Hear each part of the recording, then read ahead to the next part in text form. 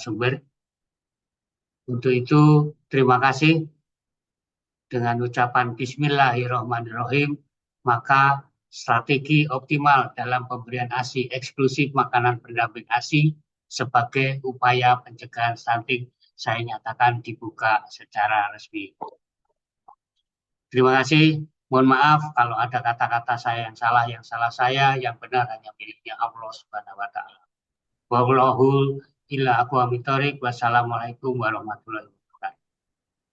Waalaikumsalam warahmatullahi wabarakatuh. Terima kasih Dr. Haji Dodo Dodo MPH Fiskwa yang telah membuka acara ini. Baik, sebelum sebelum kita memasuki acara yaitu marilah kita membaca Al-Fatihah dulu agar nanti dalam pelaksanaan webinar ini dari awal sampai akhir kita diberikan kelancaran Bapak Ibu. Al-Fatihah.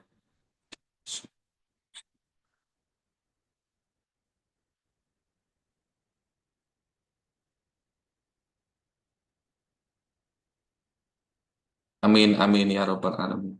Baik Bapak Ibu sekalian, untuk selanjutnya akan saya bacakan informasi penting terkait dalam pelaksanaan webinar pagi hari ini hingga siang nanti. Nah, untuk tata tertib, adapun tata tertib nantinya dalam mengikuti webinar ini adalah sebagai berikut. Nah, untuk Bapak Ibu dipastikan telah memasuki aplikasi Zoom Meeting ini. Ya, sudah masuk dalam Zoom Meeting. Dan bagi Bapak Ibu peserta agar sama begitu, silakan untuk merename nama dan asal institusi begitu. Untuk contohnya Agus RS Islam Surabaya begitu. Untuk memudahkan identifikasi. Untuk Bapak Ibu peserta diharapkan juga open kamera dan menggunakan virtual background yang telah disediakan oleh panitia. Untuk Bapak Ibu peserta, mohon untuk mute mikrofon. Jika nanti Bapak Ibu bertanya atau ingin berdiskusi, silahkan untuk raise hand terlebih dahulu atau dapat menulis pertanyaan di kolom chat aplikasi Zoom Meeting ini. Gitu. Nah, Bapak Ibu peserta mohon melakukan pantauan verifikasi pada akun Pelataran Sehat ya melalui link yang sudah disediakan oleh panitia atau yang sudah dikirimkan begitu. Ini untuk linknya http://, site.google.com ya /view /RSI strip MPASI 01 / beranda. Nanti silakan untuk diklik ya. Mungkin sama panitia akan di-share di kolom chat gitu. Dan peserta wajib mengikuti sesi webinar ya dan diwajibkan mengisi link tersebut. Bapak Ibu peserta mohon dipastikan telah memulai pembelajaran di pelataran sehat Bapak Ibu masing-masing ya.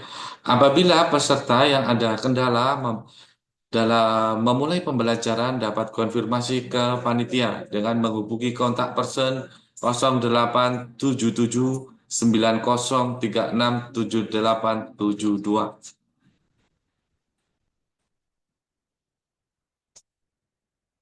Nah, untuk pelaksanaan pembelajaran pada pelataran sehat Bapak Ibu, dipastikan Bapak Ibu peserta telah memulai pembelajaran. Dan Bapak Ibu peserta, mohon ini diperhatikan karena ini penting. Peserta dapat mengakses pembelajaran di pelataran sehat mulai hari Rabu atau hari ini jam 8 pagi ya hingga hari besok hari Kamis jam 20 tanggal 20 Maret 2025 jam 23.59. Bapak, Ibu, jangan lupa mengisi kuis, evaluasi fasilitator, dan evaluasi penyelenggara untuk dapat menyelesaikan pembelajaran. Bapak, Ibu, untuk nilai kuis minimal 80 dengan tidak ada batasan pengisian. Jadi, apabila nanti pada Pengisian kuis Bapak Ibu belum mencapai nilai 80, silahkan diulangi tanpa batas. Akan tetapi waktu hingga jam 23.59 waktu Indonesia Barat tanggal 20 Maret. Untuk sertifikat dapat diunduh secara langsung di Pelataran Sehat setelah Bapak Ibu peserta menyelesaikan rangkaian keseluruhan pembelajaran. Begitu. Mohon untuk diperhatikan Bapak Ibu.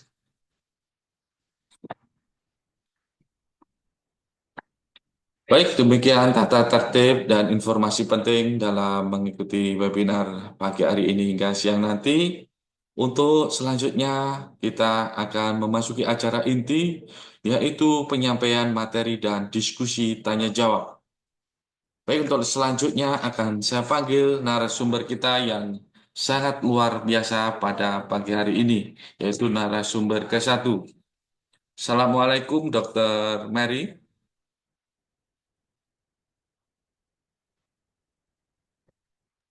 Apakah Waalaikumsalam. sudah Aku dengar mendengar suaranya suara ya. saya? Dengar, dokter. Mas. Mohon izin, dokter, sebelumnya saya akan bacakan kurikulum vita Dr. Mary secara singkat. Beliau adalah Dr. Mary Susanti, spesialis anak di Rumah Sakit Islam Surabaya Ahmad Yani. Beliau riwayatan pendidikan beliau sarjana kedokteran dan profesi dari Universitas Brawijaya Malang. Beliau melanjutkan pendidikan dokter spesialis anak di Universitas Indonesia lulus tahun 2014. Untuk beberapa pelatihan singkat beliau, yaitu mulai dari konselor laktasi dan perinasia, GCP dan etik dasar lanjut, pelatihan penguji OSCE nasional, pelatihan AA dan pekerti, pelatihan pijat bayi, pelatihan sistematik review dan meta-analisis, dan workshop jihad bullying, dan riwayat pengalaman mengajar atau melatih beliau. Beliau saat ini juga sebagai dosen di Fakultas Kedokteran Universitas Nahdlatul Ulama Surabaya. Beliau juga mengajar update ilmu kesehatan anak, dan saat ini beliau juga pendidik klinis Kordik di Rumah Sakit Islam Surabaya Ahmad Yani. Demikian kurikulum vitae singkat dari Dr. Mary. Dokter, untuk Bapak Ibu peserta nanti yang ingin bertanya, sekali lagi silakan untuk chat di aplikasi Zoom Meeting ini atau bisa raise hand secara langsung apabila ingin bertanya secara live gitu. Dan Dr. Mary, waktu kurang lebih 60 menit ke depan dipersilahkan untuk menyampaikan materi dan diskusi. Lanjutnya kepada Dr. Mary Susantri, spesialis anak, disilahkan. Terima kasih, Pak. Bapak, saya izin share screen.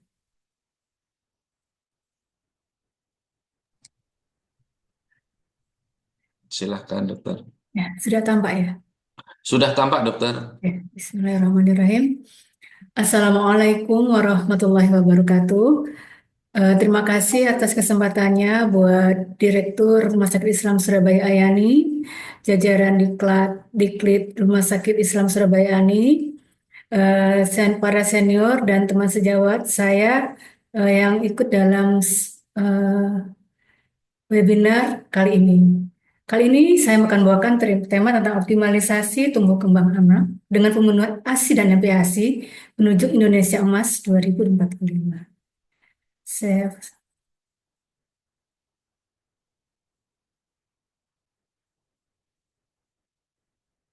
Ini belum bisa full screen. Oh, udah ya, udah bisa full screen ya? Ya, sudah, Udah ya. dokter, sudah slideshow. Ya. Bismillah. Jadi Indonesia Emas itu apa sih sebenarnya? Kita merdeka tahun 1945, maka 100 tahun kemudian kita punya target-target di antara Indonesia yang maju, berdaulat, mandiri, berkepribadian, berdasarkan gotong royong, dan menciptakan manusia unggul dan berdaya saing global. Nah, ini tentu bukan PR yang mudah. Kenapa? Karena untuk mencapai hal tersebut kita membutuhkan SDM yang sangat optimal dan salah satu tonggak mencapai itu adalah kualitas anak Indonesia yang optimal dari segi nutrisi. Tapi ternyata prevalensi stunting dan status gizi yang masih underweight, gizi kurang di Indonesia masih jadi masalah. Dari 2018, berdasarkan data Riskesdas dan SSGI, hingga tahun 2023, prevalensi underweight tidak bergerak jauh, kemudian gizi wasting juga sedikit penurunan, tapi 2023 kembali menaik. Stunting dari 2018 30%, hingga 2023 sedikit turun masih 21,5%. Dan ini sejalan dengan data dari UNICEF di mana dikatakan stunting masih sekitar 30,8%. Tentu PR kita masih banyak. Padahal ternyata untuk mencapai perbaikan anak yang mengalami stunting itu kita punya window period yang tidak banyak, yaitu hanya di 2 tahun pertama, yaitu 1000 hari pertama kehidupan.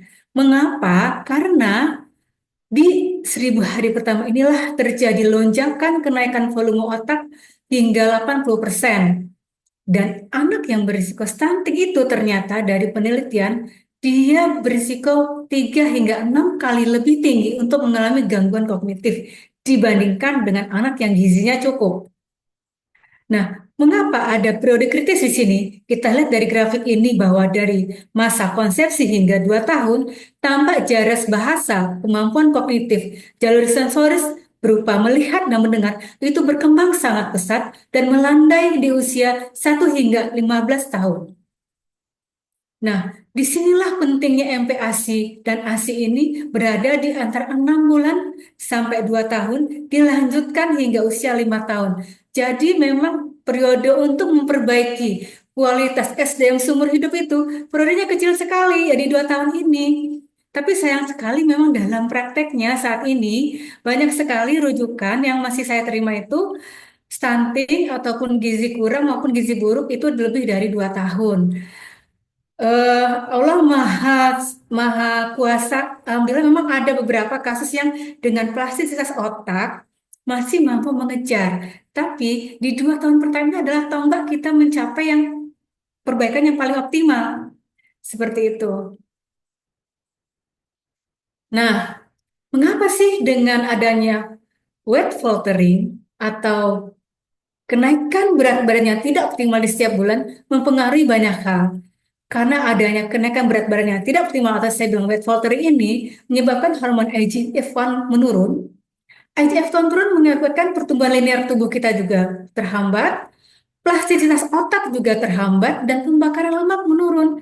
Nah, kalau pembakaran lemak menurun, tentu saja berisiko penyakit-penyakit non-communicable disease kelak, kayak seperti hipertensi, obesitas, dan lain-lain. Kalau plastisitas otak berkurang, tentu saja terjadi perkembangan di kelainan kognitif dan motorik. Untuk pertumbuhan linear yang turun, juga bisa menyebabkan perawakan pendek atau stunting. Nah, dari penelitian di beberapa negara, Latin Amerika, Afrika, Asia, ternyata pada bayi-bayi yang ASI memang ada berisiko mengalami weight faltering dimulai usia 4 bulan. Di sini banyak multifaktor sebenarnya. Kenapa di usia 4 bulan mulai terjadi perlambatan pertumbuhan.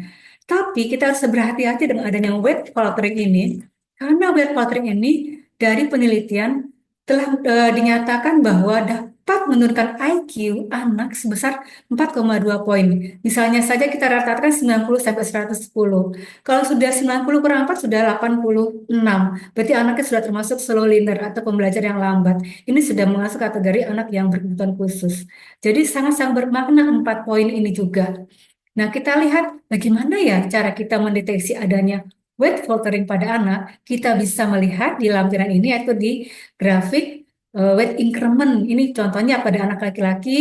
Kita lihat di sini kalau ternyata kenaikan berat badannya itu kurang dari 5 persentil, maka dikatakan weight faltering. Misalnya saja usia 0 sampai 4 minggu nih, di 50% itu kan 1023. Tapi kalau ternyata 460 sudah dikatakan weight faltering.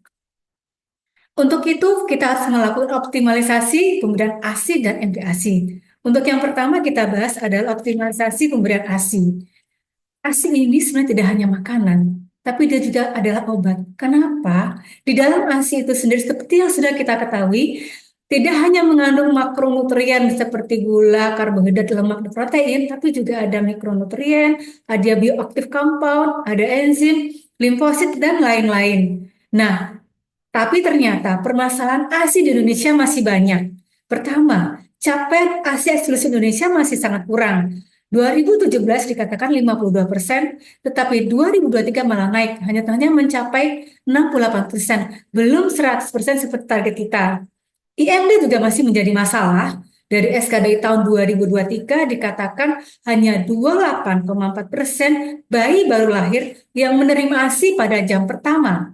Nah, 1 dari 5 bayi diberi makanan atau cairan selain ASI di 3 hari pertama. Ini cukup banyak ya, 1 dari 5 bayi. Dan IMD ideal itu kan lebih dari 1 jam, itu hanya 15,9%. Masalah yang berikutnya adalah kolostrum, di mana 13% dinyatakan kolostrum masih dibuang dengan alasan tidak disusui karena ASINya belum keluar. Seperti itu. Dan masalah-masalah lain yang berkait dengan ASI juga masih banyak. Ada yang beranggapan bahwa pemberian ASI itu akan otomatis, spontan, seorang ibu akan dapat berikan ASI dengan baik. Padahal tidak. Banyak hal yang harus kita lihat dalam pemberian ASI. Di antaranya, bagaimana ketika ibu itu bekerja, bagaimana kalau ibu itu mengalami puting, bingung puting, puting terbenam, puting lecet, kalau bayinya kembar bagaimana, BBLR, kalau penggunaan cup feeder yang benar seperti apa, kemudian kita menerima bayi khusus dengan bayi yang sumbing, atau bayi dengan Down syndrome, atau bayi orang tua yang ingin relaksasi dengan menggunakan suplementer. Nah, kita selaku tenaga kesehatan, bidan, perawat, dokter anak harus siap mendampingi kondisi-kondisi dalam pemberian masalah ASI tersebut. Dan ini sering terjadi di masyarakat kita. Nah, masalah ini adalah mitos-mitos yang beredar saat ini. Banyak kita menemukan bahwa dikatakan bahwa pipi bayi yang merah itu karena ASI ibu tuh ada cairan yang keras, sangat berbahaya. Atau perlu menyusu 15 menit kanan, 15 menit kiri. Padahal seperti itu bisa berisiko mengalami hiperprolaktin. Nanti kita jelaskan. Kemudian menganggap bahwa menyusui sakit itu wajar. Puting lecet di awal itu wajar. Tapi sebenarnya itu adalah bukan. Ketika puting itu sakit, puting itu lecet, pasti ada masalah posisi dan pelekatan. Selain itu masih ada yang mengatakan bahwa saya belum bisa menyusui ASI saya karena masih belum keluar ASI saya masih encer sehingga saya ganti dulu sulfur sampai menunggu ASI saya keluar. Nah ini masalah yang paling sering saya temukan yang terakhir ini sebenarnya. Jadi dari masalah yang terakhir tadi sebenarnya kita berisiko mengalami masalah adalah pemberian laktal. Apa itu? Yaitu pemberian makanan selain ASI di awal-awal kehidupan. Paling banyak dikatakan bayi yang terdaftar adalah susu formula, yaitu 72,5%, berlanjut madu 17%, air tajin, nira, pisang, dan lain-lain. Dan memang 3 alasan terbanyak ASI itu tidak diberikan di awal-awal adalah karena ASI belum keluar. Jadi ibu merasa bahwa di 1-2 hari ASINya keluar itu sudah panik, sehingga harus minta segera diberikan sulfur. Atau karena bayinya nangis terus-menerus, sehingga juga panik, atau juga merasa ASI tidak mencukupi sebanyak 10%. Nah, tabel yang sebelah kanan ini menggambarkan faktor-faktor penghambat, baik dari sosiodemografi, biomedika dan healthcare, serta faktor sosioekonomik yang lain. Banyak sekali faktor, misalnya ketika ibu sudah kembali bekerja, biasanya sudah mengalami masalah gangguan dalam pemberian ASI, atau pendidikan ibu yang rendah, kemudian adanya ibu-ibu bagian ibu yang mana, ibu yang obesitas, merokok, ibu hepatitis, dan lain-lain banyak sekali sebenarnya. Masih juga dijumpai yaitu pemilihan jenis botol yang salah, yaitu paling seringnya diberikan nomor 1 dan 7 karena memang harganya lebih murah. Tapi ketika dipanasi dia beracun. Maka kalau kita membeli botol buat bayi itu tolong dilihat itu nomor 4 dan 5 adalah nomor yang paling aman. Walaupun memang agak lebih mahal dibandingkan botol lain, tapi dia tidak mengandung racun ketika dipanasi. Hal sepele tapi saya angkat di sini karena sering kita lupakan. Nah, juga dalam dasi beku, seringkali ini saya menemukan orang tua yang lagi cuti, melahirkan, menyimpan ASI sebanyak-banyak mungkin, agar tujuannya nanti ketika saya bekerja, ASI saya banyak. Padahal sebenarnya yang terbaru saat ini adalah pemberian ASI prasegar. Kenapa? Dengan ASI yang beku itu sendiri sebenarnya ada beberapa aktivitas yang sudah menurun. Misalnya IgG dan IgA itu sendiri sudah turun menjadi 67-100%. IgM bahkan turun sampai 0% seperti itu.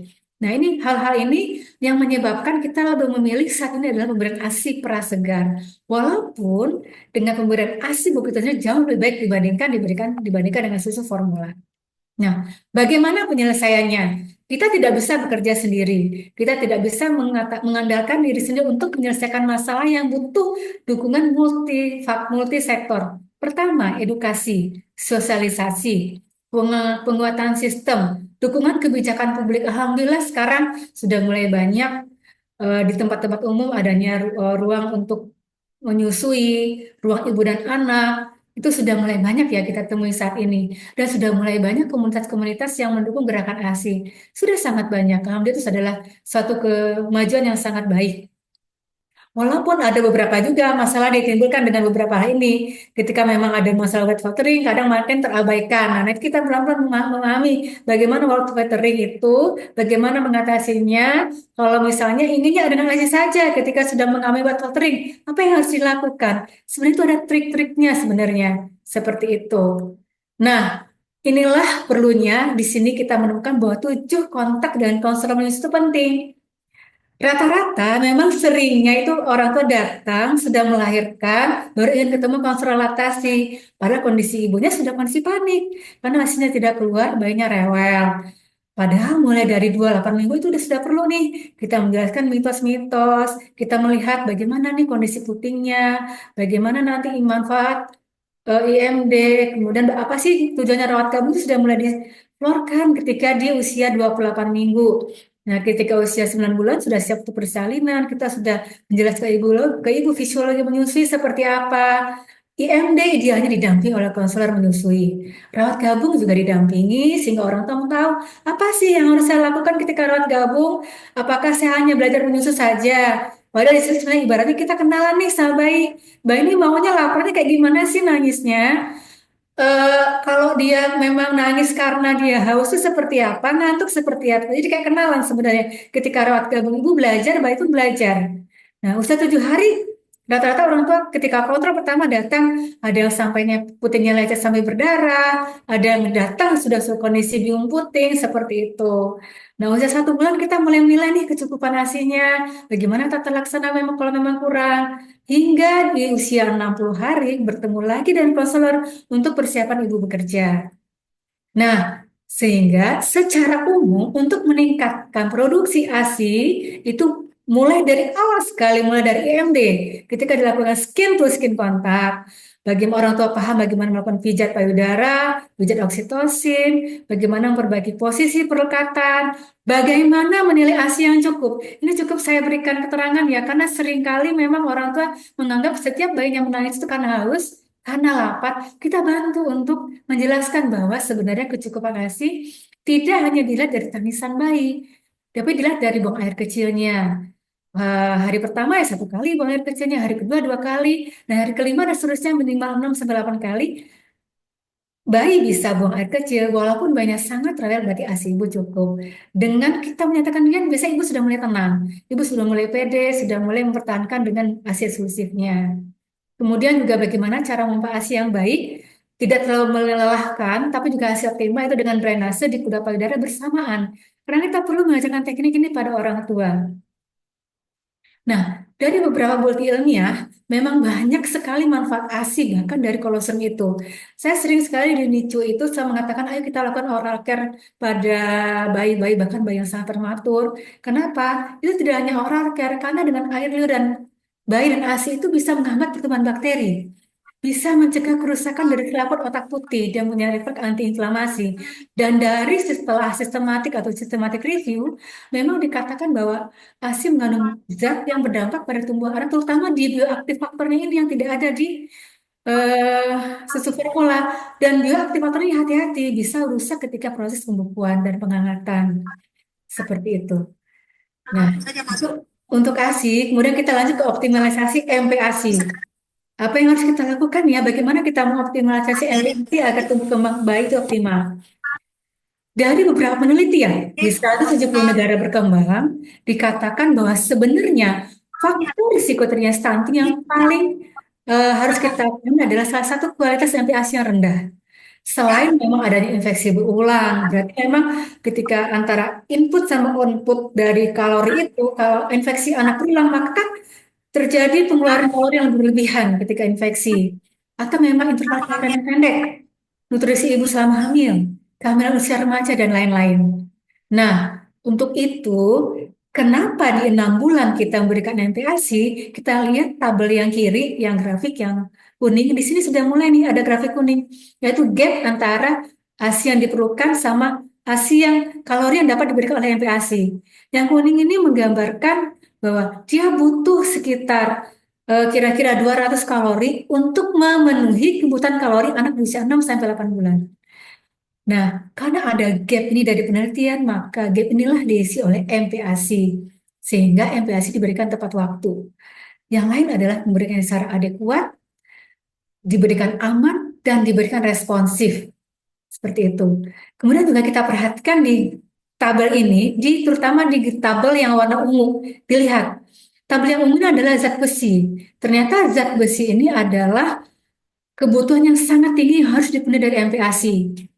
Jadi banyak sekali memang kualitas MPASI yang berbahan lokal ataupun yang dimasak oleh seni itu hati-hati di zat besinya.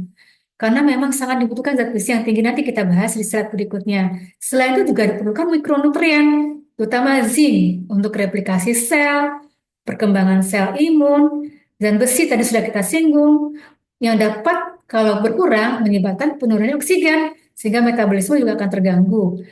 Anak juga membutuhkan kalsium, vitamin D, dan long chain polyunsaturated fatty acid. Mengapa zat besi? Nah, ASI itu bisa menyumbang suplementasi zat besi di usia 6 hingga 12 bulan hanya 3%. Sedangkan kebutuhan anak itu butuh kira-kira 7 hingga 11%. Kalau cuma 3%, maka dari 7 hingga 11% dia butuhnya hanya 0,2 miligram yang dapat disumbang oleh ASI. Maka anak membutuhkan 6,8 miligram dari MPASI. Nah, kalau kita lihat di tabel yang sebelah kanan, dari 6,8 miligram itu paling mudah kita dapat itu dari hati ayam. Kenapa? Dari hati ayam ini ternyata sekali pemberian setengah potong 3,6. Kalau satu hari anak mendapatkan satu potong kan sudah 7,2. Jadi sudah cukup memenuhi kebutuhan ASI anak. Tapi kalau kita lihat dari bayam, untuk memenuhi 1 miligram butuh 3 ikat. Kan gak mungkin anak bayi diberikan 3 ikat bayam dalam sehari. Seperti itu. Dengan daging sapi juga bisa, tapi harganya cukup mahal dan dibandingkan dengan hati ayam, jelas zat besinya jauh lebih berkurang, hanya 0,8 miligram. Kemudian stunting juga dikatakan dapat diperbaiki dengan pemberian protein hewani yang baik pada MPASI kita.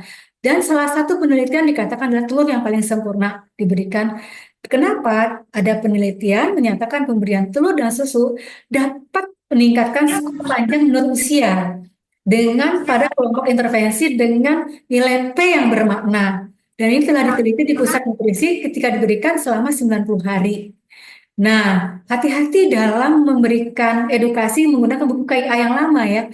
Karena buku KIA yang lama itu tidak mengandung protein hewani. Misalnya, yang sebelah kiri dikatakan nasi tim kangkung saus pepaya. Nah, di sini kan tidak ada nih protein hewaninya. Kita lihat di buku KIA 2020 itu sudah diberikan mulai dari telur.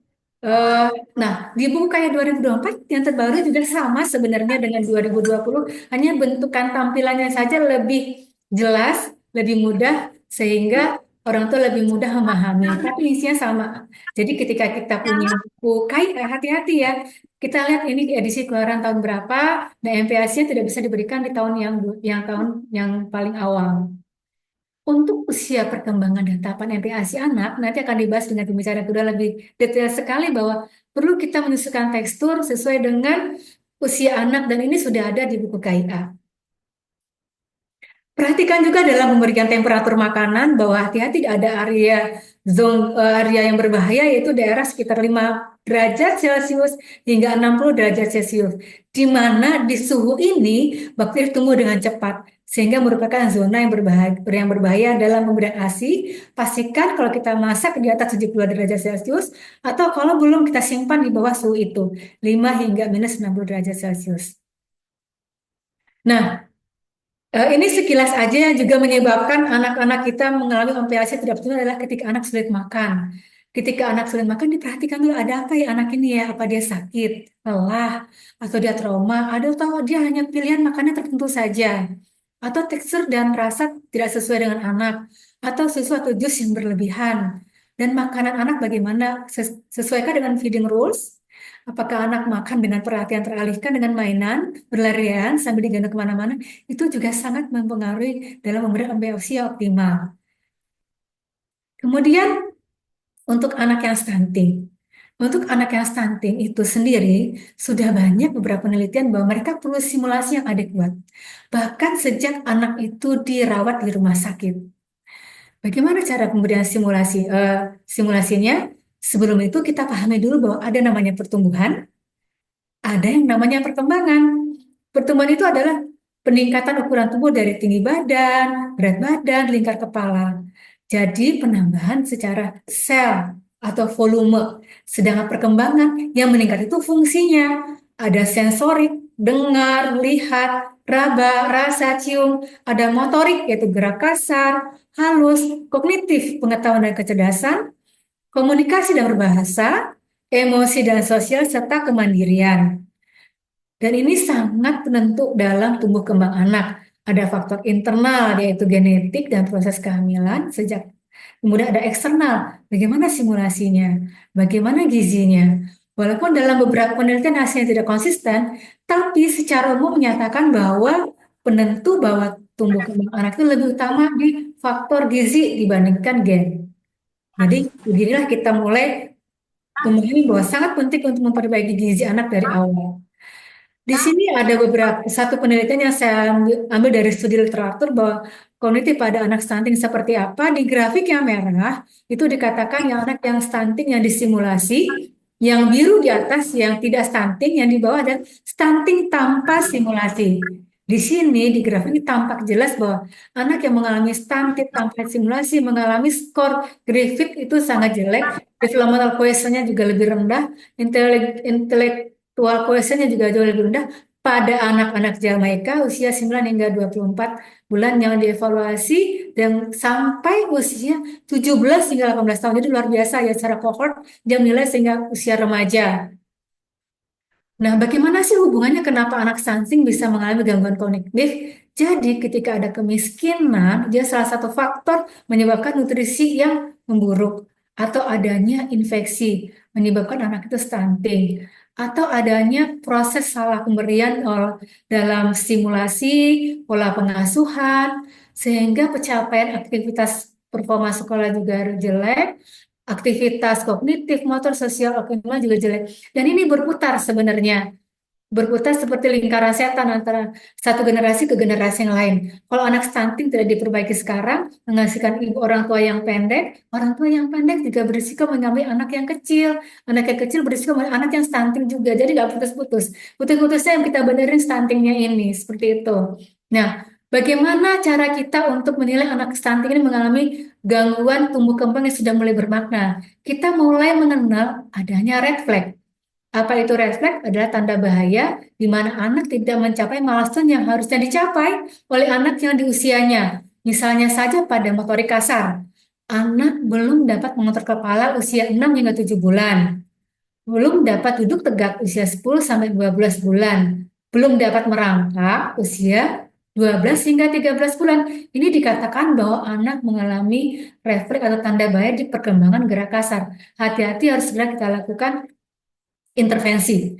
Atau tanda bahaya di gangguan penglihatan dan motorik halus. Misalnya, anakku tidak memperhatikan wajah saya ya ketika usia 2-3 bulan. Kita ada senyum, dia tidak senyum balik. Yang ada senyum spontan itu beda ya.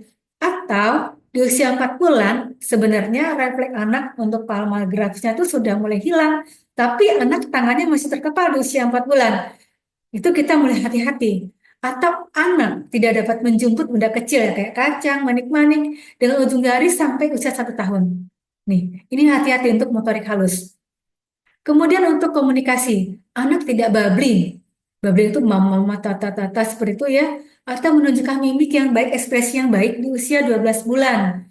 Kemudian, tidak ada kata pada usia 16 bulan. Biasanya sudah mulai ada kata, nggak hanya babbling lagi. Mama, ayah, yang benar-benar ini mama, ini benar-benar ayah, tidak tidur, mau nangis seperti itu. Atau tidak ada dua kata spontan pada umur 2 tahun. Mungkin ada kata-kata spontan di usia 2 tahun, tapi mungkin hanya seperti meniru saja, misalkan anak-anak yang sering melihat YouTube atau screen time-nya berlebihan karena dia bisa meniru. Tapi ketika dia tidak dalam kondisi meniru, dia tidak ada kata spontan yang keluar, itu hati-hati. Atau hilangnya kemampuan bicara secara keseluruhan di usia 2 tahun. Nah, ada beberapa penelitian yang menilai tentang bagaimana efek intervensi dan simulasi pada anak-anak yang stunting dinilai hingga usia 12 hingga 24 bulan ya. Nah, dari penelitian dikatakan dinilai di aspek kognitifnya, di aspek bahasanya, dan aspek motoriknya. Oleh Yosal dikatakan dilakukan di 1.489 anak. Dilakukan intervensi pada anak yang stunting, dinilai nih 3 bahasa itu. Ternyata dikatakan bahwa semua anak mengalami perbaikan di usia 12 bulan dan berlanjut di usia 24 bulan, terutama di aspek sosio-emosional. Nah, ini sudah membuat kita lebih semangat ya untuk melakukan stimulasi sedini mungkin. Apalagi memang anak yang stunting, anak yang berisiko tinggi. Anak yang berisiko tinggi itu banyak. Anak lahirnya asfiksia, tidak lahir menangis itu hati-hati.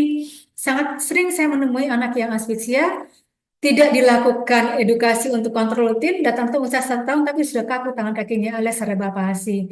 Itu sangat disayangkan sebenarnya. Dan anak close kontak. Pada riwayatnya ketika kita detek, ketika lahir, dia mengalami air tidak langsung menangis. Seperti itu. Oke,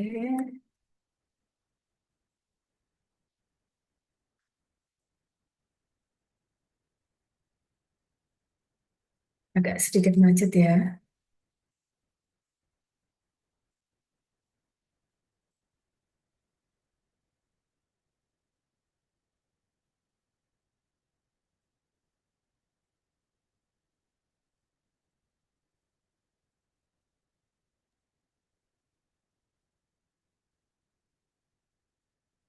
Sambil diperbaiki, saya lanjutkan saja ininya ya. Materinya saya ikut sambil diperbaiki slide-nya. Oke. Nah, jadi sebenarnya hubungan antara stunting dan kognitif itu adalah ketika anak mengalami masalah di psikososial, biologi, genetik, dan kemiskinan ternyata memang merupakan masalah risiko mayor. Anak berisiko mengalami gangguan perkembangan otak. Gangguan perkembangan otak itu dipengaruhi oleh kualitas lingkungannya, variasi dari pola pengasuhan ibu, reaktivitas dari stres, kecemasan, dan lain-lain. Kemudian penyebab tersering dari anak mengalami gangguan kognitif adalah ternyata adalah nutrisi yang jelek dan infeksi dibandingkan dengan faktor genetik. Tadi sudah saya singgung ya. Jadi, kegagalan pertumbuhan bisa dimulai dari sejak dalam kandungan, kemudian dapat berlanjut hingga usia 40 bulan dan kemudian akan berhenti. Nah, ada satu programnya itu adalah The Reach Up Childhood Parenting Program oleh Walker dan lain-lain. Ini penelitian ini sudah dilakukan, program ini sudah dilakukan program berdasarkan intervensi oleh The Jamaican Home Visit yang didesain oleh Graham McGregor, dilakukan sudah diadaptasi oleh negara-negara Bangladesh, Kolombia, dan Peru, dilakukan intervensi simulasi pada anak-anak yang stunting. Dikatakan prinsip utamanya adalah program itu terdiri seberapa poin di antara menjalin kerjasama antara orang tua, pengasuh, sehingga didapatkan komunikasi yang optimal, sehingga dapat meningkatkan perkembangan anak. Nah, ini sayang sekali sebenarnya slide-nya tidak jalan. Di sini sebenarnya saya ingin menunjukkan bahwa ada beberapa panduan simulasi yang bisa kita lakukan ya, mulai dari usia 0 hingga 5 bulan pada anak yang stunting, bahkan ketika anak itu sudah eh, sejak anak itu dirawat di rumah sakit. Misalnya anak usia 0 sampai 5 bulan. Kita bisa menenangkan bayi ketika bayi itu menangis sambil bernyanyi. Itu sudah merupakan satu-satu hal yang simulasi yang kita bisa lakukan.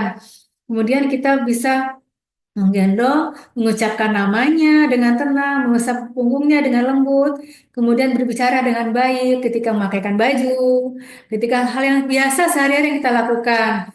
Kemudian kita bisa memeluk bayi dengan hangat sambil melakukan kontak mata, kita tersenyum dan bayi membalas senyuman kita. Untuk usia 6 hingga 8 bulan, kita bisa lakukan intervensi misalnya kita bikin satu alat bola, kemudian bola itu kita pasang dengan kaos kaki. Oh, ini sayang sekali, mungkin ada yang bisa bantu saya memperbaiki slide. Nah, ketika kita lakukan bagaimana kita bisa melakukan stimulasi dan hal sederhana sebenarnya dari lingkungan kita. Ada bola, ada kaos kaki, kita berbicara dengan bayi, berusaha memperkenalkan beberapa benda-benda di sekitar bayi. Misalnya kita mencoba memasukkan bola ke kaos kaki, mari kita lakukan agar bayi itu bisa meraih benda tersebut. Atau kita menggunakan mainannya dari wadah plastik, ada kubus-kubus, kemudian kita bisa lakukan baik untuk langsung mengocok-ngocok mainan tersebut. Untuk anak 9 hingga 11 bulan juga sama, membuat drum-drum dari berbagai macam barang yang ada di sekitar kita.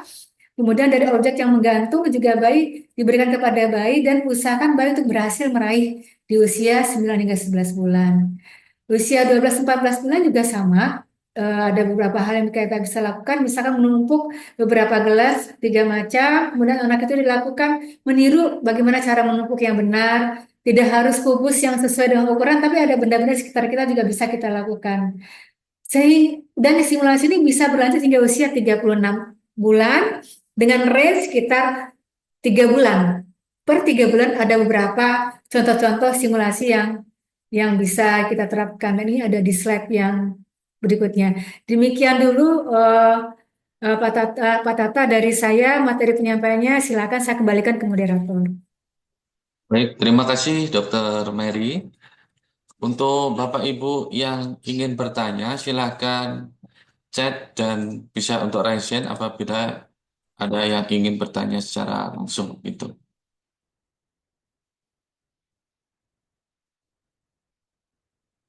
Halo Bapak Ibu yang ingin bertanya, silakan bisa komentar di kolom chat atau bisa raise hand. Nah, ini ada atas nama Mita dari RSI Aminah ya. Silakan bisa raise hand langsung atau halo Bu Mita atau Mbak Mita ini. Ya silakan Mbak Mita. Iya, ini ya.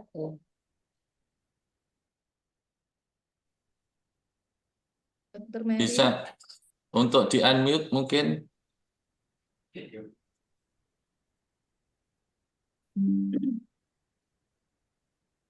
Assalamualaikum Dokter Mary, mohon izin bertanya bisa? Silakan. Oke. Dokter Mary, saya Umi dari RSI Ruang Mekah. Izin bertanya dokter, pada bayi usia 5 bulan, harusnya dapat MPPASI-nya kan di usia 6 bulan, ya. Tapi di usia 5 bulan itu dia sudah mulai apa ngencot tangannya tuh sudah kayak dimakan gitu, kayak minta dicot gitu. Boleh enggak diberikan MPPASI? Karena rangsangan untuk makan kayaknya kayak pingin gitu anaknya itu. Iya, Ya 5 bulan boleh gak? 5 bulan ya Bu ya. 5 bulan gitu. Oke, saya jawab langsung Pak Tata. Ya silakan Iya, Dokter iya. Mary bisa langsung ditanggapi. Ya, seperti yang tadi kita bahas bahwa di usia 6 bulan itu sebenarnya baru mulai terjadi gap antara kebutuhan kalori yang dibutuhkan anak dengan kalori yang dapat diberikan oleh ASI sekitar 200 kalori. Nah, kalau memang di usia 4-5 bulan itu anak sebenarnya sudah menunjukkan tanda kesiapan makan. Pada anak yang sehat ya, tanda kesiapan makan diantaranya tuh tertarik dengan makanan, kepalanya sudah tegak, kemudian refleks dalam menelannya sudah mulai muncul. Nah, kalau memang sudah ada di usia 5 bulan, kita perhatikan dulu. Kita perhatikan dulu, apa yang kita perlu perhatikannya itu berat badan anak. Apakah berat badan anak masih bagus atau ada masalah? Kalau misalnya ibu melihatnya di grafik BBTB saja, gizinya baik, jangan lupa lihat satu grafik, satu lagi yaitu grafik berat badan berdasarkan usia. Apakah sudah mencapai KBM? Kalau dari buku GAIA namanya KBM, yaitu kenaikan berat minimal. Pada usia 5 bulan itu ada target yang harus dicapai. Misalnya targetnya harus mencapai kira-kira di 300 kalori, 300 gram per bulan. Kalau mencapai dan anak juga gizinya baik, berat badannya normal, tinggi badannya normal, maka kita sarankan memang pemberian ASI, MPASI di usia 6 bulan.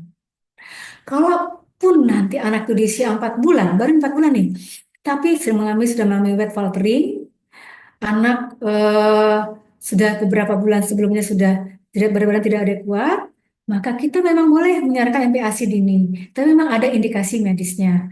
Kalau tidak ada indikasi medis, hanya menunjukkan refleks untuk kesiapan makan, dia mulai ketertarikan terhadap makan, memang di usia 5 bulan sudah mulai tertarik, Bu. Tapi ASI masih mencukupi. Dan ASI itu masih sempurna. Semua kalori makronutrien dan mikronutrien masih sempurna. Maka rekomendasi adalah di usia 6 bulan. Demikian, Bu Amina, terima kasih pertanyaannya. Makasih Dokter Mary. Baik dokter, ini selanjutnya ada pertanyaan dari atas nama Bu Rizka Yuni. Yang ditanyakan adalah, untuk stunting apakah ada hubungannya dengan tinggi badan juga, dan bolehkah dijelaskan kembali hubungan dengan kurang gizi 1000 hari pertama dengan obesitas? Apakah obesitasnya ini terjadi di waktu remaja atau pada umur tersebut? Begitu dokter. Ya, Semoga dokter bisa langsung ditanggapi. ya, kita bahas pelan-pelan ya, Bu ya. Jadi, stunting itu adalah perawakan pendek akibat adanya malnutrisi kronik. Malnutrisi kronik ini bisa akibat anaknya memang asupannya kurang bagus, atau karena memang dia sering sakit. Jadi, malnutrisi yang kronik menyebabkan anak tidak menaikkan tinggi badannya. Itu sebenarnya adalah kompensasi tubuh, sehingga anaknya pendek. Tapi tidak semua anak pendek itu stunting. Kita bilangnya mungkin perawakan pendek dulu. Nah, semua anak yang perawakannya pendek memang perlu dirujuk ke rumah sakit untuk menilai apakah anaknya stunting atau bukan. Karena ada perhitungannya. Ini stunting, ini perawakan pendek. Tidak semua anak yang eh, tidak semua anak yang perawakan pendek itu stunting. Banyak lagi faktor yang lain, misalnya mungkin dia familial short stature, atau mungkin dia CDGP, atau mungkin dia memang kelainan dari yang lainnya seperti misal anak-anak yang mengalami achondroplasia, kelainan endokrin, itu juga bisa anaknya pendek, tapi dia tidak stunting. Nah, mudah-mudahan paham ya konsep dasarnya seperti itu. Kemudian tadi ada lagi pertanyaan sebelumnya hubungan dengan obesitas. Saya baca aja. Bentar.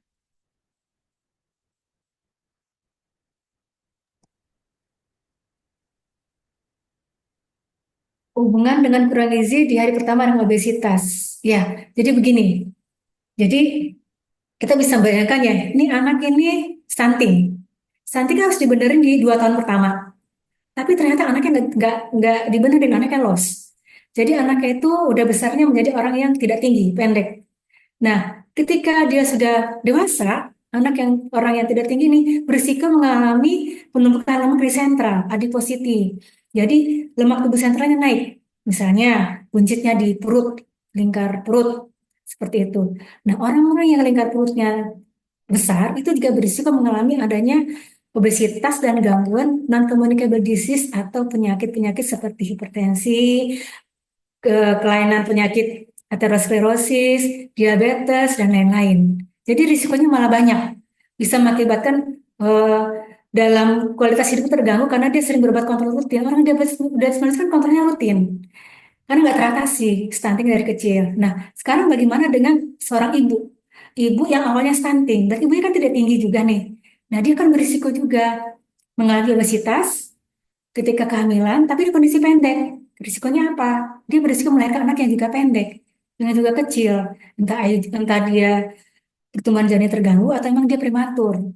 Nah, artinya berikutnya apa? Anaknya stunting lagi. Jadi seperti itu hubungannya antara stunting dengan risiko obesitas dengan kemungkinan di perputaran di generasi intercycle generation berikutnya seperti itu.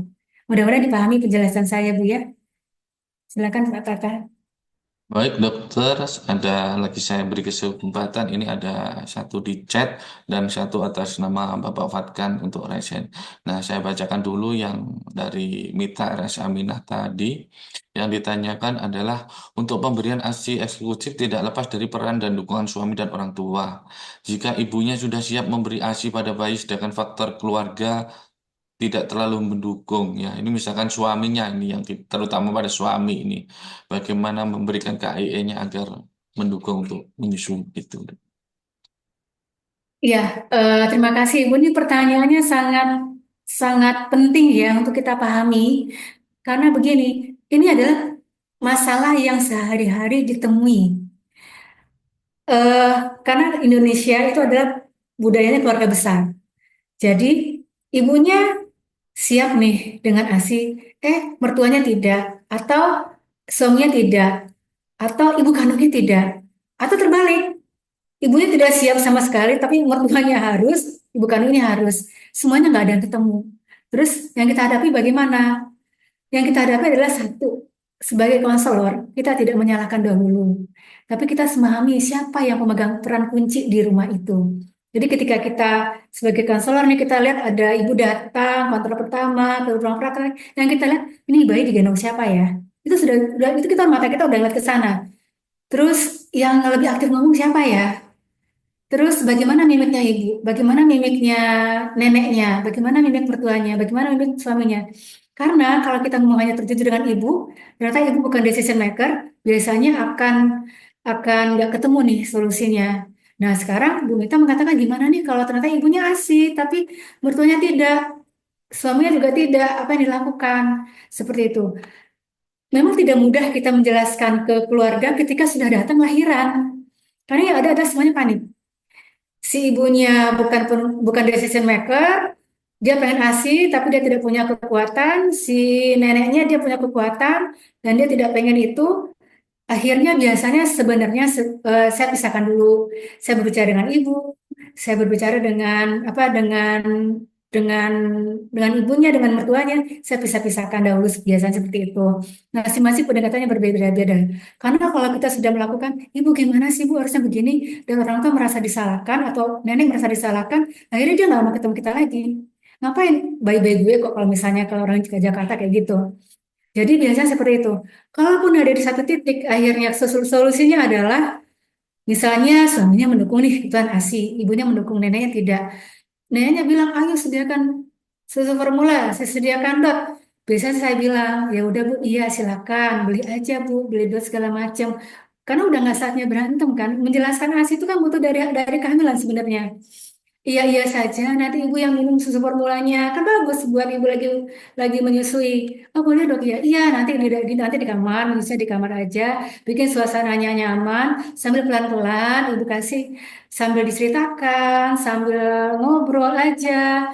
Entah ibu liatin YouTube atau apa itu prosesnya lama. Biasanya sih kita nggak bisa yang berantem satu dengan yang lainnya karena kita ini keluarga besar dan kita tidak bisa sebagai konselor laktasi bahkan menyalahkan pendapat yang sebenarnya sudah benar-benar salah. Kita mendampingi, sifat kita yang mendampingi tidak memberikan suatu keputusan. Biar orang tuanya yang memutuskan seperti apa, biar neneknya yang memutuskan seperti apa, tapi kita sudah memberikan edukasi pendampingnya optimal. Seperti itu, Bu Mita, silakan. Baik, terima kasih dokter. Ini ternyata ada pertanyaan menarik dokter dari kolom chat ya sebelum ke Pak Fatkan yang sudah raise hand ini dokter. Dari Bu Julia ini. Yang ditanyakan adalah anak usia 1 tahun banyak makan tapi kok nggak bisa gemuk, tapi tingkahnya banyak. Namun setelah usia daun makannya sedikit, pengennya makan cemilan dan permen.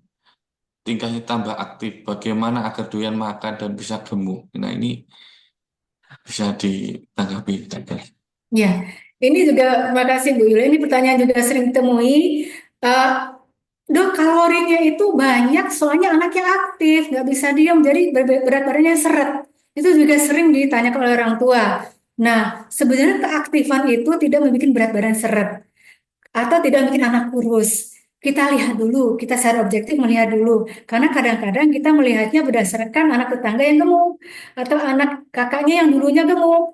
Nah, kita plotkan kembali, kita punya buku KIA, kita punya di buku KIA sudah lengkap sekali, mulai dari KMS sama grafik WHO, plot aja. Plot, di situ memang sudah ada standar yang itu nanti bisa dapat penjelasan lebih lanjut dari kader atau tidak, mana dikatakan berat badan yang tidak naik optimal, yang mana anak ini mengalami underweight, yang mana mengalami wasting atau kurus, yang mana sudah mengalami apa sangat-sangat kurus. Dilihat lagi, diplot lagi. Kalau misalnya tampaknya sepertinya kurus, tapi sebenarnya anak ini diplotnya bagus, benar, ya tidak apa-apa, memang seperti ini. Ya begitu. Tapi ada juga anak yang memang dia tampaknya berat badannya tidak naik dengan optimal. Jadi berat badannya itu seret, tidak kenaikannya tidak banyak. Tapi anaknya aktif, sehat-sehat aja, dan anaknya juga pinter. Kok ini juga sering sampai ke orang tua. Ya, seperti itu kita lihat lagi riwayat sakitnya sebelumnya. Apakah dia memang sering sakit? Pola makannya bagaimana? Pola makannya itu kembali lagi ke buku KIA. Patokannya ada di situ. Di usia itu berapa kebutuhannya? Kalau kita mau kalori kan susah. Nah, di buku KIA sudah ada perhitungan di ukuran rumah tangga. Oh, anak di usia ini butuh sekian kantong nasi, sekian potong ayam, sekian tahu, sekian udang, dan lain-lain. Kira-kira nyampe nggak ya segini ya? Kira-kira nyampe nggak ya? Itu kita kembali kita evaluasi lagi. Kalau misalnya mencapai kenaikan berat minimal di setiap bulannya, berarti cukup misalnya butuh itu, tidak butuh anak yang gemuk. Nah, kalau nggak mencapai anaknya sehat-sehat saja, baik-baik saja, coba anak ini berpotensi anak yang mudah sakit sebenarnya. Kita lihat lagi apa yang salah. Apa mungkin dia hanya preferensi makanan, dia sukanya makanan itu aja, atau dia terlalu banyak makanan camilan di luar waktu makan, atau feeding rules-nya yang paling sering di Indonesia itu feeding rules. Feeding rules itu adalah aturan-aturan makan yang harus dipenuhi.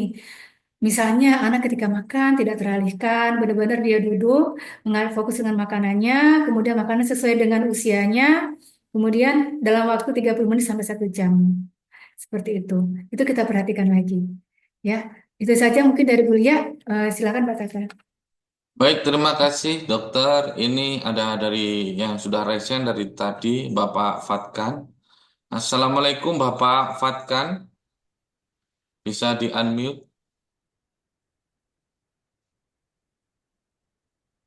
Halo Bapak Fatkan, apakah mendengar suara saya? Halo. Baik dokter, karena ini tidak terkoneksi dengan Bapak Fatkan, mungkin bisa closing statement dokter untuk pesan-pesan apa untuk kita semua begitu dokter. Oke. Sebenarnya masih ada pertanyaan menarik juga ini untuk yang tips ibu bekerja ya, ASI segar dan ASI Oh, beku ya. iya iya, Boleh saya bisa jawab langsung dulu ya, ini masih ditanggapi. ada waktu kan 12 Masih menit lagi ya. masih ada dokter. Ah, ah. Jadi begini, jadi yang dulu sekali memang disarankan ketika kita belum mau bekerja itu 1 bulan sebenarnya adalah merah ASI. Terus ASI yang diberikan itu adalah ASI yang pertama kali diperah. Nah, yang terbaru adalah kita memakai metode ASI perah segar. Artinya apa? Artinya apa? Tidak perlu waktu 1 bulan untuk memerah ASI. Misalnya kayak ibu kerja di hari Senin, mulai kerja nih. Di hari Jumat sudah mulai memerah ASI. Dan itu tidak perlu dibukukan, cukup di bawah saja, ditaruh di chiller tempat tertutup rapat yang tidak kena kontaminasi dari bau dari makanan yang lain. Atau kalau bisa kulkas ASI, tapi tidak harus ya. Nah, di situ, nah kita berikan buat hari Jumat, ini hasil untuk hari Jumat, ini hasil hari Sabtu, ini hasil hari Minggu. Di hari Senin yang kita berikan adalah hasil hari Minggu dulu. Kemudian lanjut ya berikutnya di hari Sabtu dan berikutnya di hari Jumat. Jadi seperti itu dibalik. Jadi benar-benar ASI yang paling segar, tidak beku yang kita utamakan untuk diberikan. Nah, ibu di saat bekerja juga mempersiapkan diri untuk melakukan pumping. Tadi ada cara-caranya ya untuk meningkatkan hormon prolaktin. Kita membawa waktu bayi, kita lihat sehingga hormon prolaktinnya naik, ibunya merasa senang, sehingga oksitosinya bekerja dengan baik, asinya keluar dengan banyak. Itu kita lakukan pumping sepertiga jam sebelum meninggalkan bayi, kemudian di tengah-tengah kerja dan pulang. Ketika malam hari juga seperti itu. Ketika malam hari, ketika menyusui, kita boleh tadi melakukannya double kanan kiri. Kita lakukan satu menyusui bayi yang kanan, yang kiri memerah secara bersamaan juga boleh, sehingga produksi ASI-nya juga lebih banyak dan tidak terlalu mengganggu kecapean kita. Karena kita juga butuh istirahat. Kalau kita ngambil waktu untuk mampir lagi, biasanya malah kita tuh nggak nututi ya. Nah seperti itu. Nah ASI yang kita pompa malam hari itu tetap tidak beku, gitu kita berikan besok harinya. Kalau kurang ambil yang hari Jumat atau hari yang Sabtu kemarin. Itu sebenarnya sudah cukup sambil kita pantau kenaikan berat badan bayi. Nah kemudian kalau nggak ada BF seperti apa? Kalau nggak ada BF, salah satunya adalah pemberian dengan cough feeder. Tapi dari awal tidak ada BF ya. Kalau daerah tidak ada BF, kalau kita sebagai konservasi menyarankan adalah pertama kali untuk belajar untuk kembali ke DBF sebenarnya. Di bawah 6 bulan itu masih bisa. Masih bisa di bawah 6 bulan. Masih banyak caranya. Asal kemauan ibu, keinginan ibunya cukup kuat, kita pasti akan membantu. Kalau ternyata bisa DBF kembali, maka kita berikan dengan feeder. Kalau benar-benar sudah tidak DBF, ibu sudah tidak mau, kita tidak bisa maksa, ya kita memberikannya dengan botol. Demikian. Pak Tata, ya. Closing Baik, statement ya? iya. Silakan untuk closing statement, dokter, Ya. untuk penting-penting kiat-kiat.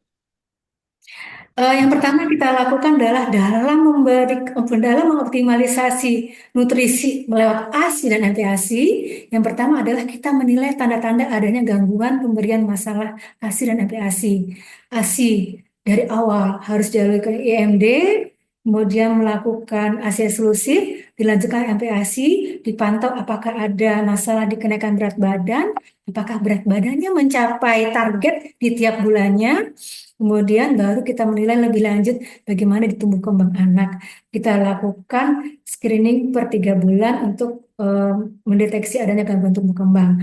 Kalau ternyata memang sudah ada stunting, tetap perlu anak itu membutuhkan simulasi, bahkan sejak anak itu dirawat. Simulasi tadi sudah saya sampaikan, tetap diberikan karena dari penelitian anak dilakukan simulasi, tanpa simulasi hasilnya akan jauh berbeda hasilnya. Demikian Pak Tata, closing statement dari saya. Baik, terima kasih Dokter Mary, Bapak Ibu sekian. Demikian tadi penyampaian materi sekaligus diskusi bersama Dokter Mary. Sekali lagi dokter, kami ucapkan terima kasih telah bersedia menyampaikan materi dan diskusi bersama Diklat Rumah Sakit Islam Surabaya Ahmad Yani, dokter. Sampai bertemu lagi dokter di acara-acara selanjutnya, dokter. Matur suwun. Ya, terima kasih. Sampai pamit. Eh, Assalamualaikum. Waalaikumsalam warahmatullahi wabarakatuh. Jadi Bapak Ibu sekalian ya, Alhamdulillah untuk materi bersama narasumber yang pertama telah selesai begitu.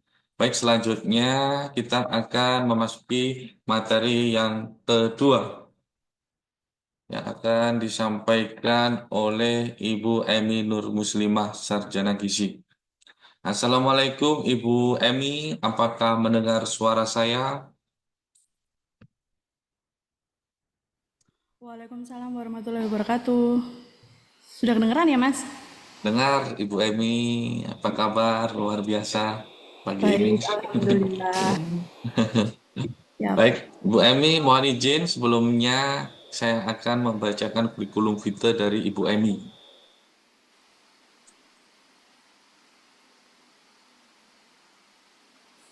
Jadi Ibu Emi ini adalah seorang ahli gizi di Rumah Sakit Islam Surabaya Ahmad Yani ya. Untuk riwayat pendidikan beliau D3 Gizi di lulusan dari Politeknik Kesehatan Kemenkes Yogyakarta.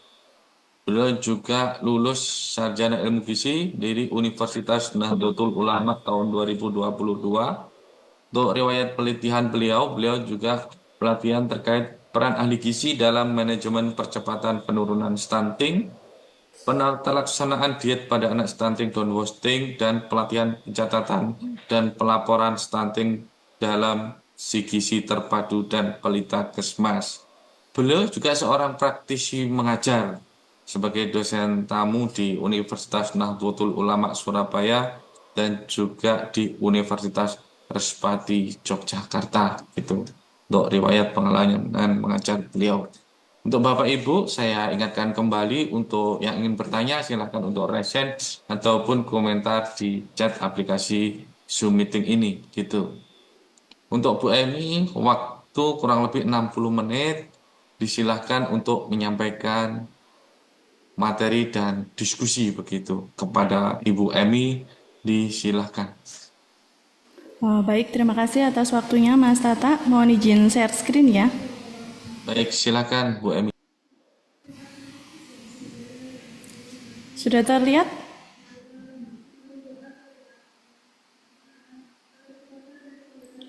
Sudah Bu Emi, tinggal share screen-nya. Oke.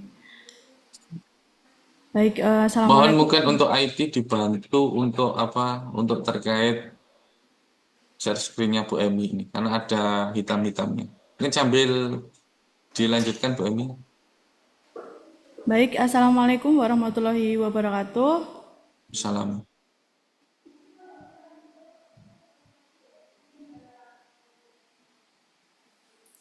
Terima kasih atas waktu yang telah diberikan. Yang terhormat untuk Direksi RSI Surabaya Ayani, kemudian teman-teman sejawat, kemudian seluruh peserta pada webinar pada pagi hari ini, mohon izin untuk berbagi share screen di sini terkait kupas tuntas ASI, MPASI, dan stunting.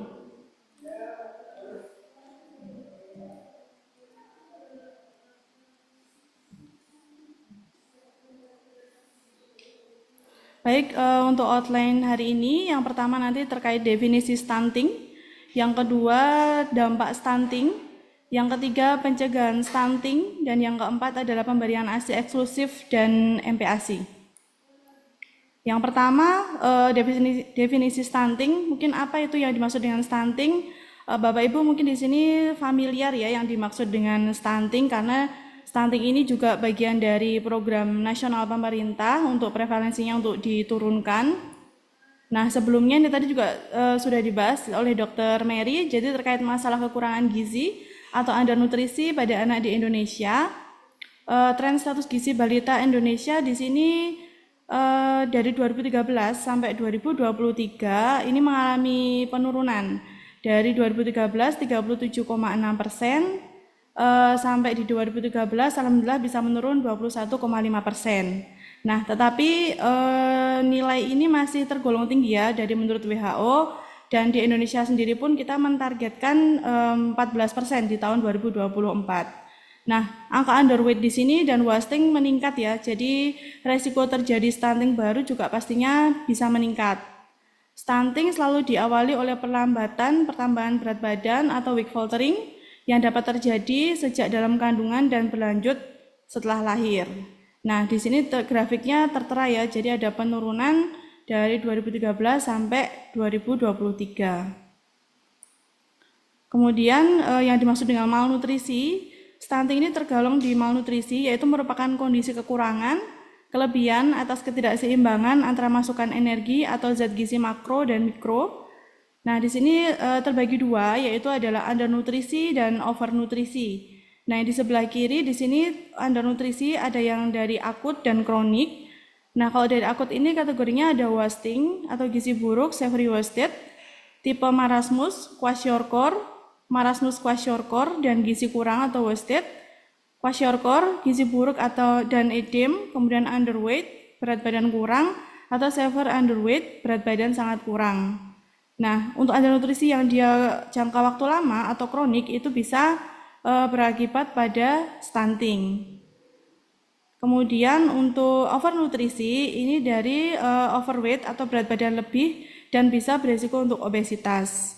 Nah, tadi untuk yang weight faltering ada deteksi dini, ini sangat penting ya untuk mencegah terjadinya undernutrisi akut dan kronik. Kemudian, nah, apa sih yang dimaksud dengan stunting tadi ya? Stunting adalah gangguan pertumbuhan dan perkembangan anak akibat kekurangan asupan gizi memadai, infeksi berulang yang diare dan cacingan, dan kurangnya akses ke layanan kesehatan dan layanan esensial lainnya, terutama di 1000 hari pertama kehidupan.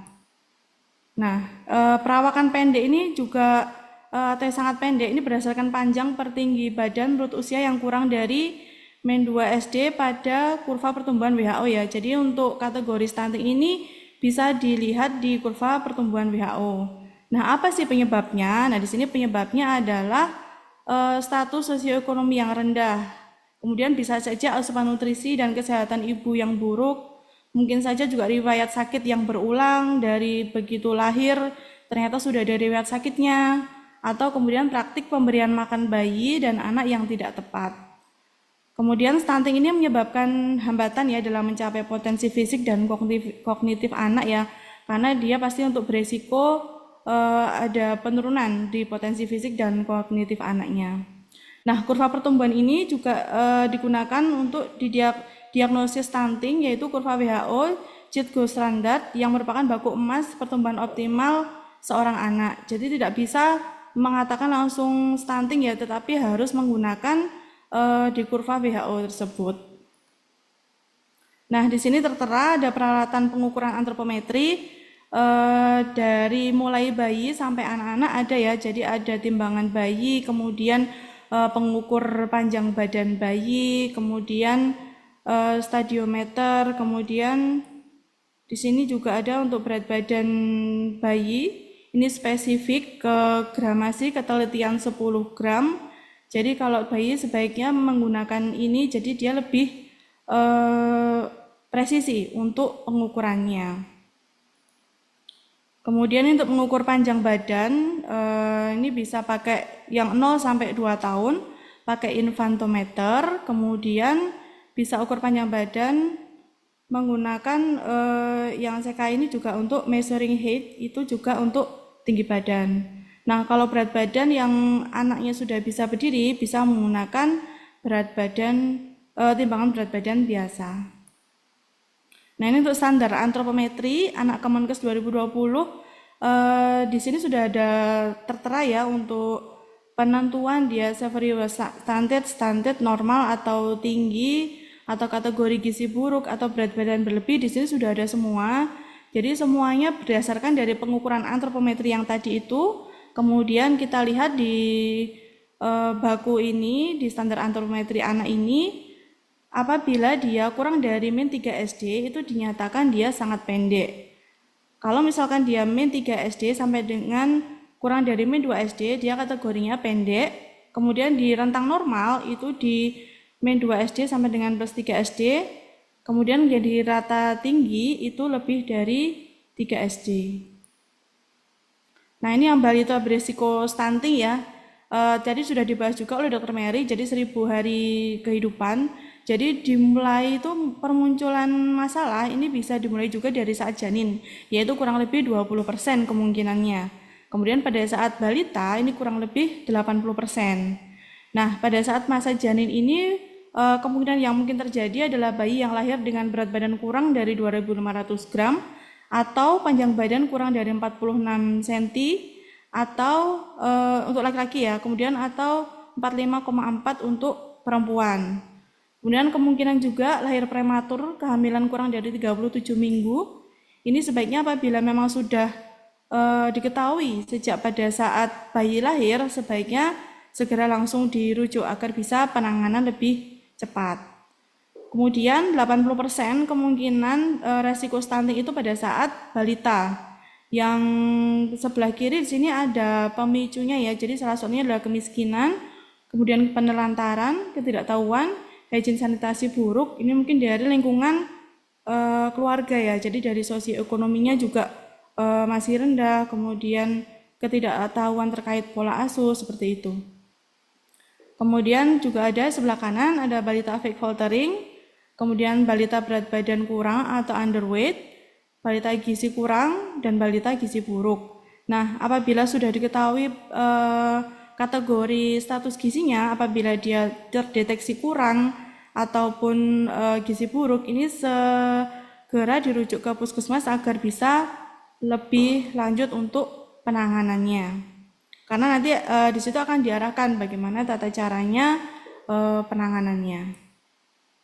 Nah, ini untuk proses terjadinya stunting sendiri, ini dari asupan makan yang tidak adekuat atau kurang, kemudian akhirnya zat gizi yang diasup oleh si balita ini otomatis juga kurang, kemudian gangguan penyerapan usus, infeksinya berulang, kemudian akan ada terjadi perubahan metabolisme.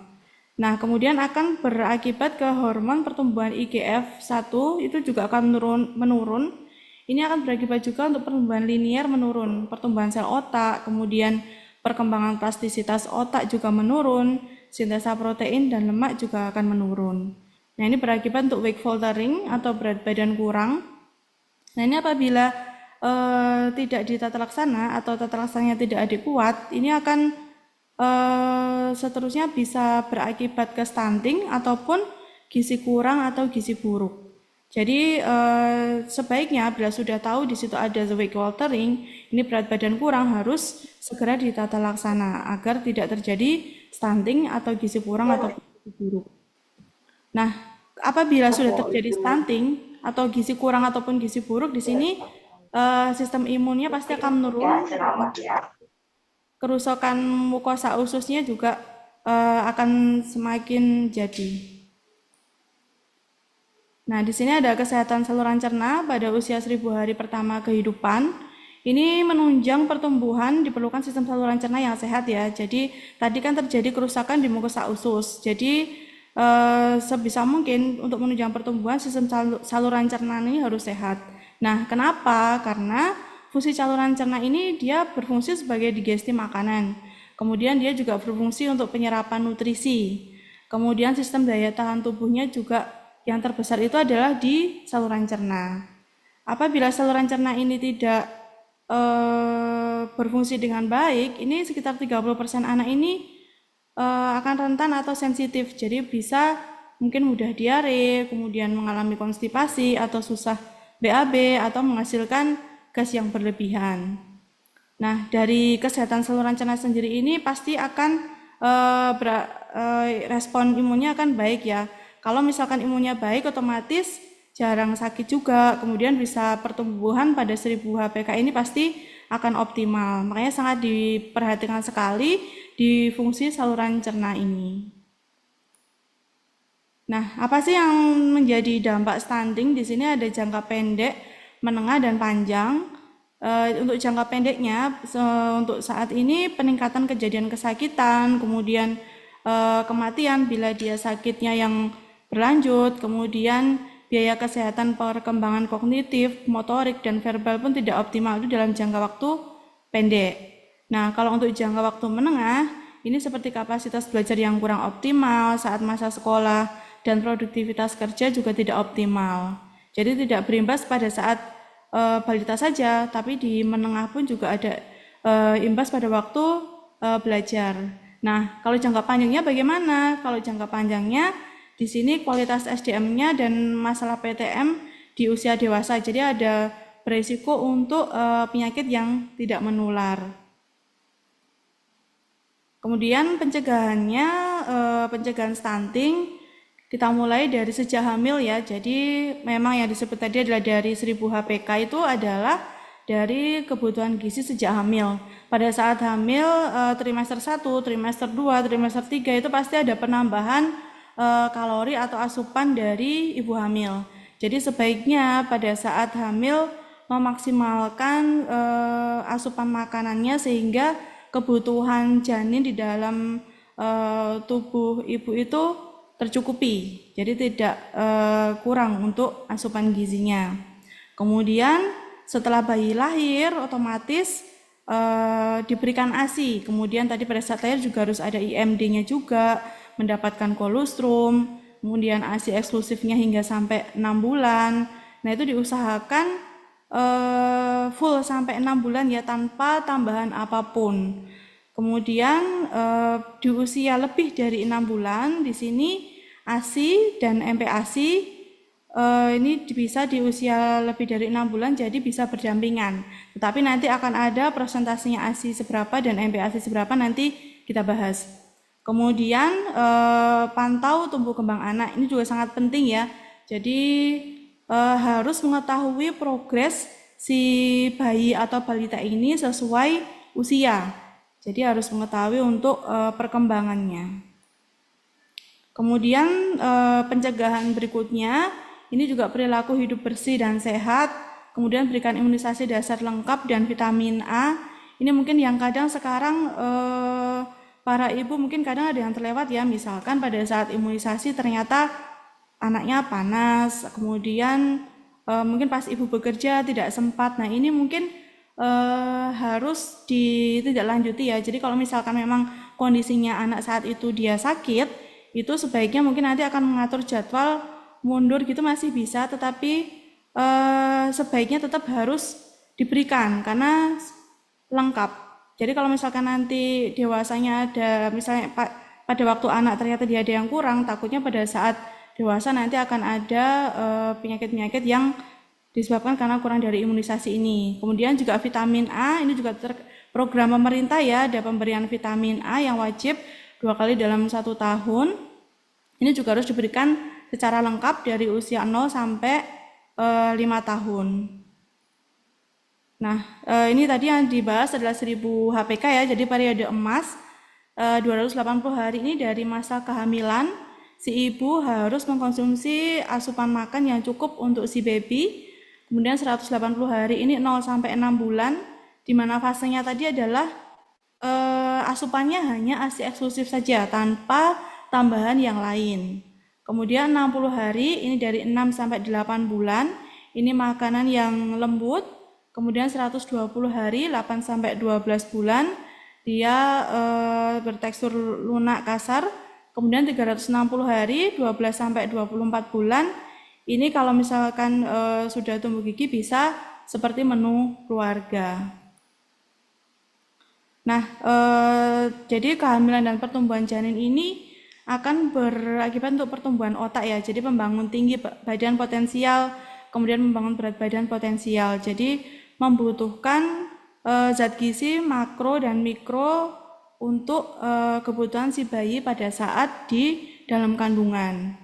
Kemudian untuk tumbuh kembang anak mencapai tinggi badan, berat badan dan perkembangan yang optimal ini bisa didapat dari ASI eksklusif dan MPASI. Jadi dibutuhkan seluruh zat gizi makro dan mikro ini harus seimbang sampai 2 tahun di 1000 hari pertama kehidupan. Nah, ini ada rekomendasi WHO ya dalam penanggulangan stunting.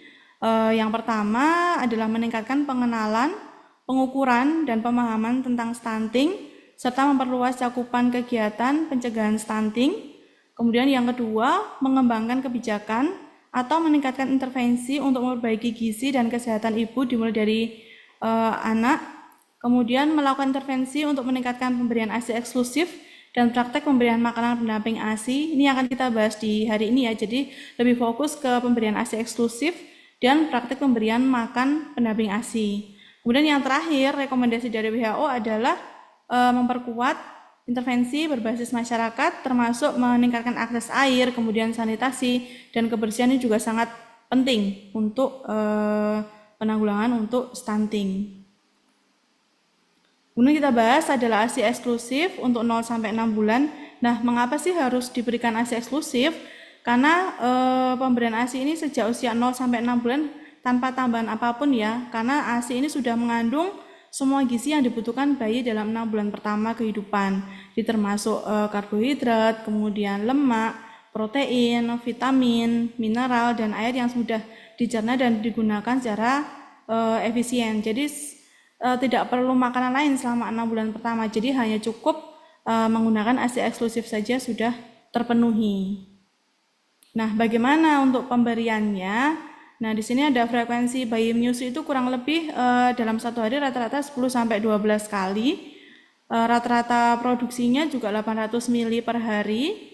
Ini juga tergantung dari asupan ibunya ya. Jadi nanti sebaiknya untuk asupan ibu pada saat menyusui juga pasti harus bertambah karena akan ada penambahan energi untuk ibu yang menyusui. Nah, bagaimana dengan volumenya? Volumenya ini umumnya akan menyusu pertama sebanyak 75 ml dan dilanjutkan 50 ml di berikutnya. Ini akan terus-menerus ya. Jadi semakin bayi ini dia menyusu itu akan semakin terus-menerus untuk produksi.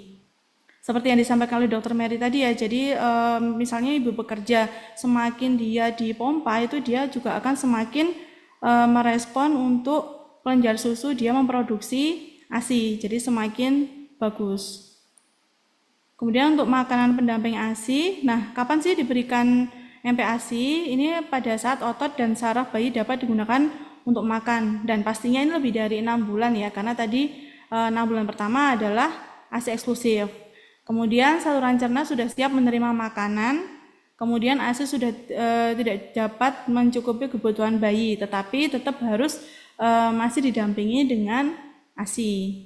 Tadi juga sempat ada yang ditanyakan ya, jadi kalau misalnya dia udah 5 bulan ternyata kok sudah respon untuk mengenyot, tadi tetap melihat kondisi si bayi tadi, kemudian sebisa mungkin ya setelah usia 6 bulan, jadi benar-benar siap saluran cerna sudah bisa menerima makanan. Bagaimana MPASI-nya diberikan? Ini usia dari 6 sampai 9. Ini frekuensinya per hari 2-3 kali, kemudian teksturnya bisa lumat atau disaring, mulai dari 2-3 sendok makan meningkat bertahap hingga setengah cangkir. Kemudian 9 sampai 11 bulan 3 sampai 4 kali, teksturnya cincang halus, cincang kasar atau finger food. Kemudian sekitar setengah cangkir atau 125 mili. Nah, yang terakhir di sini 12 sampai 23 bulan. Ini frekuensinya 3 sampai 4 kali. Sudah bisa seperti makanan keluarga ya, karena otomatis di usia 12 bulan itu kurang lebih sudah ada giginya, jadi sudah bisa mengunyah makanan yang lunak.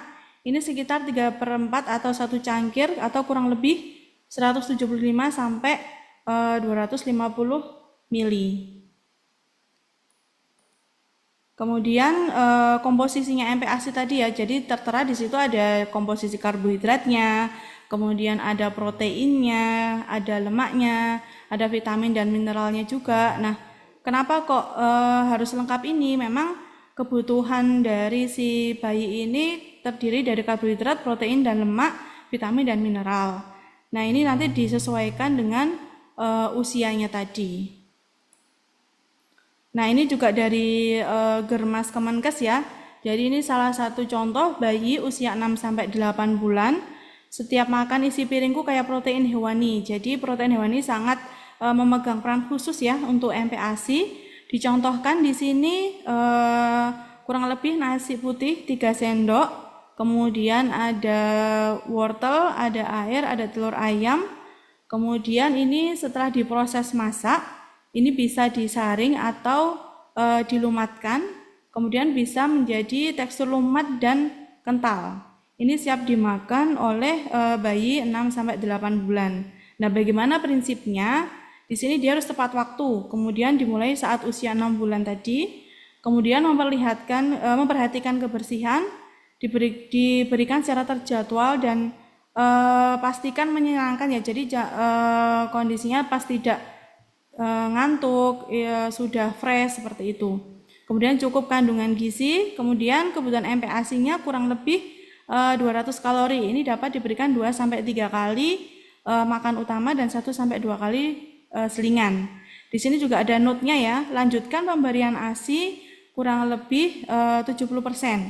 Jadi di 6 sampai 8 bulan ASI-nya masih 70%. Kemudian MPASI-nya hanya 30%. Kemudian untuk bayi usia 9 sampai 11 bulan, di sini isi piringku juga kayak protein hewani, terdiri dari nasi putih 4 sendok makan, kemudian ada ikan, kemudian ada buncis, kemudian ada minyak atau santan di sini, kemudian diolah, dicincang, kemudian dicincang kasar ya. Ini nanti tergantung dari kondisi baby juga. Kalau misalkan memang ternyata belum muncul gigi, biasanya tetap distimulasi agak kasar biar bisa menggigit. Tetapi kalau memang ternyata belum bisa, nanti lebih halus untuk cincangnya. Di situ ada contoh cincang ya. Di sini bisa untuk yang anak yang sudah tumbuh gigi. Kemudian di sini kebutuhan MPASI-nya kurang lebih per hari 300 kalori, diberikan 3 sampai 4 kali makan utama, 1 sampai 2 kali selingan. Jadi setiap kali makan pasti ada protein hewani. Nah, di sini juga ada catatannya. Lanjutkan pemberian ASI kurang lebih 50%, kebutuhan MPASI-nya juga 50%. Kemudian yang ketiga, di sini usia 12 sampai 23 bulan semakin bertambah ya, karena usianya juga bertambah. Kebutuhan kalorinya kurang lebih 550 kalori. Di sini diberikan 3 sampai 4 kali makan utama dan 1 sampai 2 kali selingan. Di sini tertera 5 sendok makan nasi, sayurnya ada bayam wortel, kemudian ada hati ayam. Porsinya bisa 1 sampai 2 kali makan, bisa sudah diiris ya. Jadi karena di usia 12 ini insya Allah juga sudah tumbuh gigi, jadi sudah bisa mengkonsumsi makanan yang teksturnya lebih kasar. Kemudian lanjutkan pemberian ASI ini hanya 30% karena otomatis volume dari ASI pasti sudah menurun ketika si anak ini sudah di 12 sampai 23 bulan. MPASI-nya sebanyak 70%. Jadi lebih prefer ke pemberian MPASI-nya ya, jadi lebih banyak daripada ASI-nya.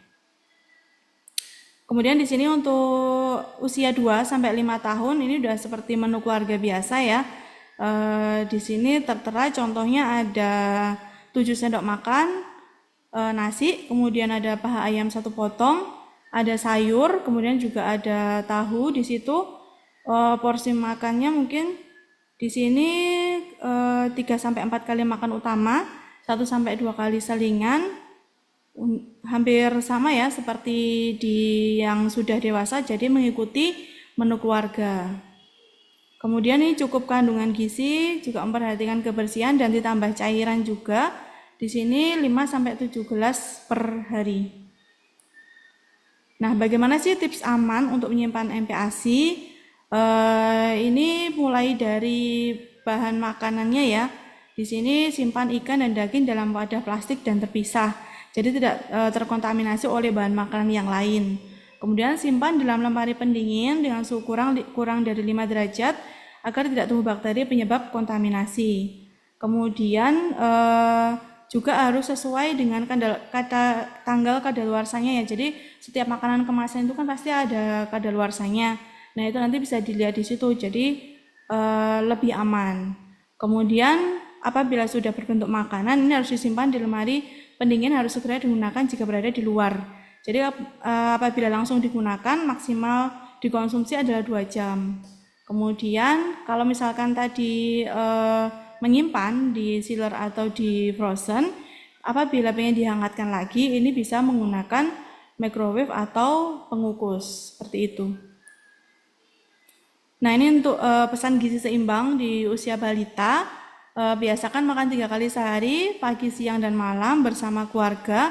Karena ini akan memotivasi si balita ya. Jadi apabila keluarganya ikut makan bersama, dia juga merasanya akan sangat senang karena bisa bersama dengan keluarga untuk mengkonsumsi makanan. Kemudian perbanyak mengkonsumsi makanan kayak protein seperti ikan, kemudian telur, susu, daging, kemudian tahu, tempe, ayam. Jadi perbanyak untuk yang protein. Kemudian terbanyak mengkonsumsi sayuran dan buah-buahan, ini juga sangat penting ya. Jadi pada saat yang banyak sekarang terjadi adalah ketika sudah besar, si anak ini kadang nggak mau sayur, kadang nggak mau buah atau pilih-pilih makanan, itu dimulai pada saat MPASI ini. Jadi pada saat MPASI dikenalkan berbagai macam sayuran, berbagai macam buah-buahan.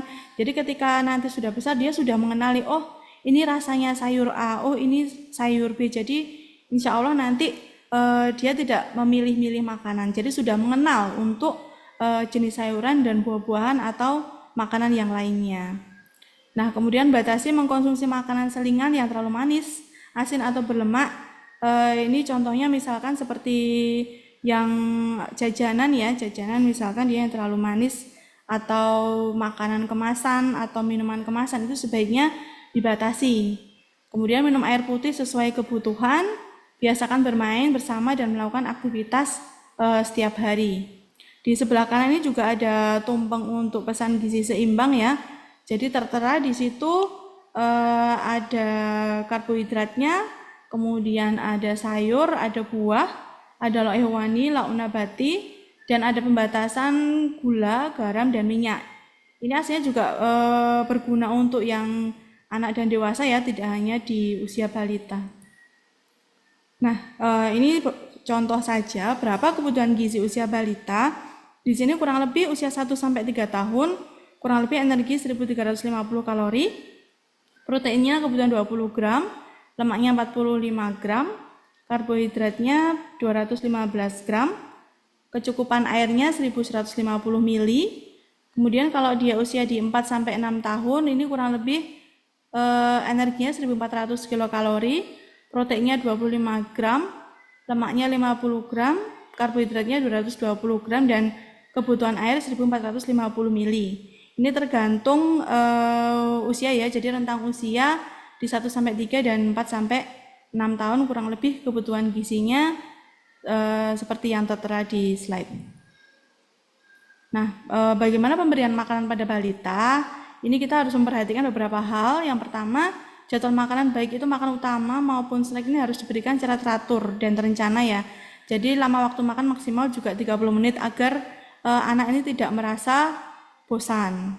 Kemudian harus ada jeda antara makan dan snack itu kurang lebih 2-3 jam. Kemudian untuk ketika anak sudah mulai tidak fokus dengan makannya, hentikan pemberian makan. Jadi di antara waktu makan anak hanya boleh mengkonsumsi air putih dan jangan terlalu banyak. Ini mungkin sering terjadi ya. Jadi pada saat anak itu dia mungkin mengunyahnya terlalu lama, itu bisa menjadikan fokusnya juga semakin lama dan ini harusnya dihentikan dulu. Kemudian lingkungan diusahakan bersifat netral, tidak ada paksaan atau hukuman pada si anak meskipun anak hanya makan 1-2 suap saja. Nah ini juga terkait pola asuh ya. Jadi jangan sampai memaksakan karena itu nantinya takutnya yang akan ada trauma tersendiri seperti itu.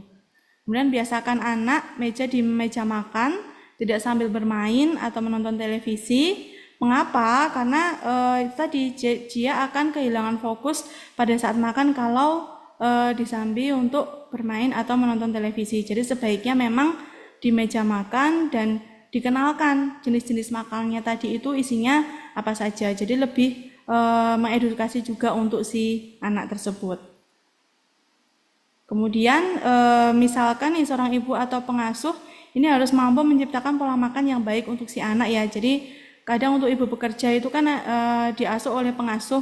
Nah mungkin si ibu ini mungkin nanti bisa memasakkan atau memberi informasi kepada pengasuhnya bagaimana sih pola makan untuk si anak. Jadi biar tetap terkontrol untuk asupan makan si anak meskipun dipegang oleh pengasuh.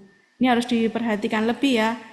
Kemudian batasi makanan yang mengandung gula yang tinggi. Kemudian ini bisa menyebabkan cepat kenyang, jadi sehingga menjadi penurunan nafsu makan. Jadi diusahakan bukan makanan atau selingan yang terlalu tinggi gula atau yang manis.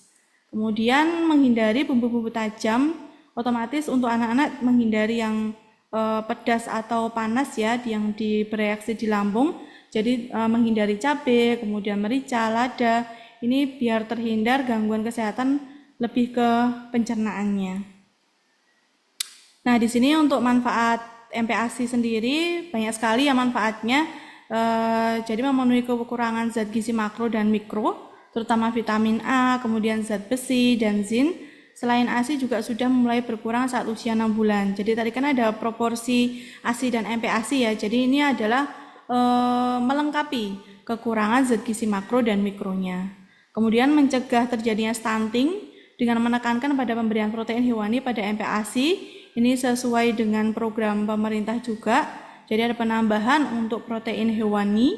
Kemudian mencegah terjadinya stunting dengan menekankan melatih dan menstimulasi keterampilan gerakan otot rongga mulut yang berguna untuk fungsi bicara.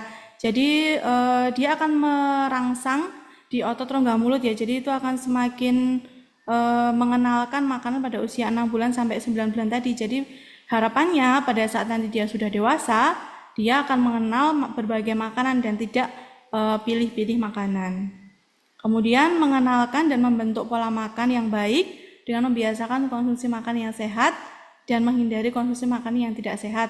Jadi membentuk pola makan itu tadi meskipun dia dengan ibunya atau dengan pengasuhnya atau dengan neneknya atau kakeknya itu juga sebisa mungkin tetap membentuk pola makan yang baik ya. Jadi ini adalah pembiasaan sejak dini untuk konsumsi makanan yang sehat. Nah ini beberapa contoh untuk MPASI. Di sini usia 6-8 bulan. Di sini ada bubur hati ayam santan. Kemudian terdiri dari nasi. Ini enggak harus nasi ya, bisa juga kalau misalkan pakai bubur kasar atau bubur halus dari bubur tepung. Kemudian ada hati ayam, wortel, kemudian santan, minyak, air, dan garam secukupnya jika diperlukan ya. Tetapi sebaiknya lebih plain ya, jadi lebih mengenal ke rasa aslinya makanan.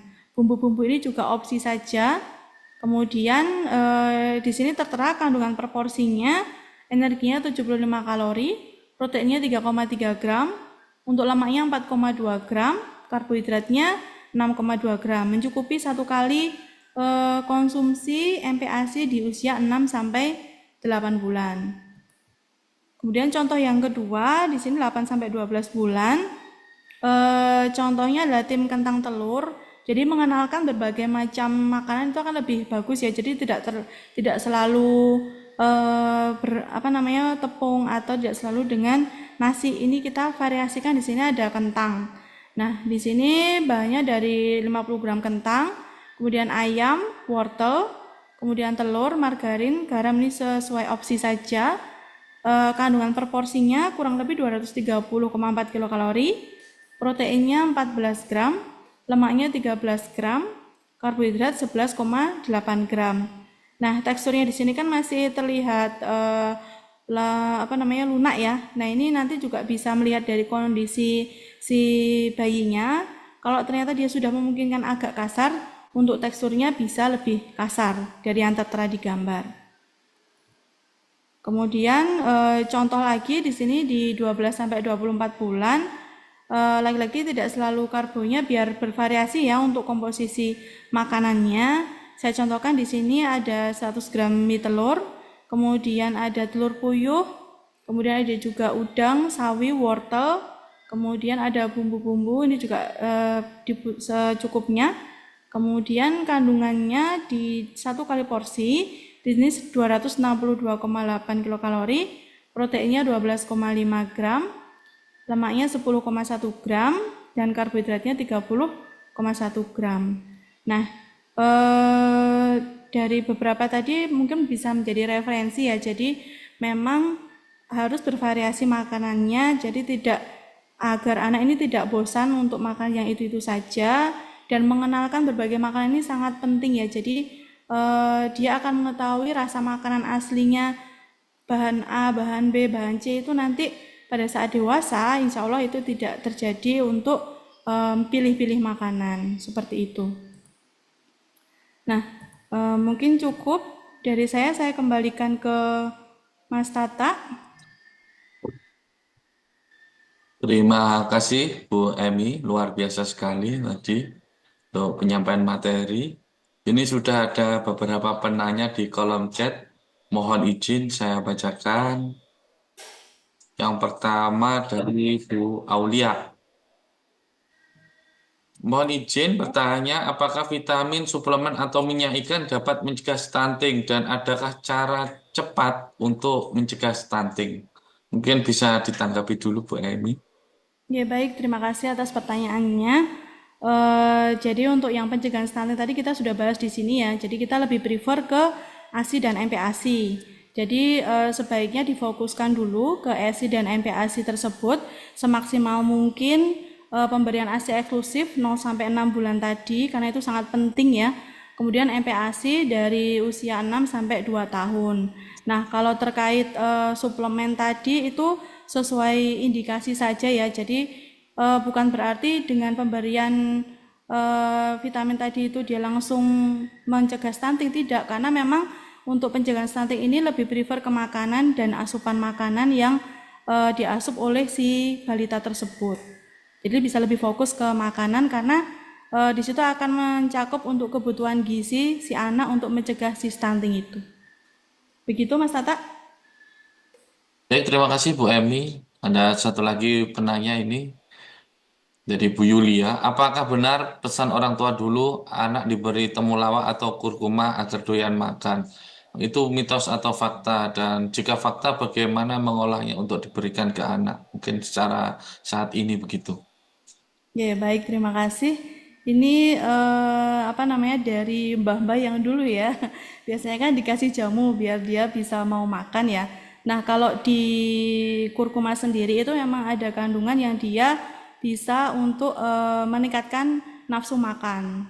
Tetapi itu pun juga harus diimbangi. Jadi kalau misalkan cuma diminumi itu saja, ya sama saja kalau tanpa ada asupan makan yang diasup oleh si balita tersebut. Kalau misalkan memang mau diberikan, silakan, tidak apa-apa, tetapi tetap bisa diberikan air putih juga ya. Pada saat minum kurkuma tadi bisa ditambahkan air putih.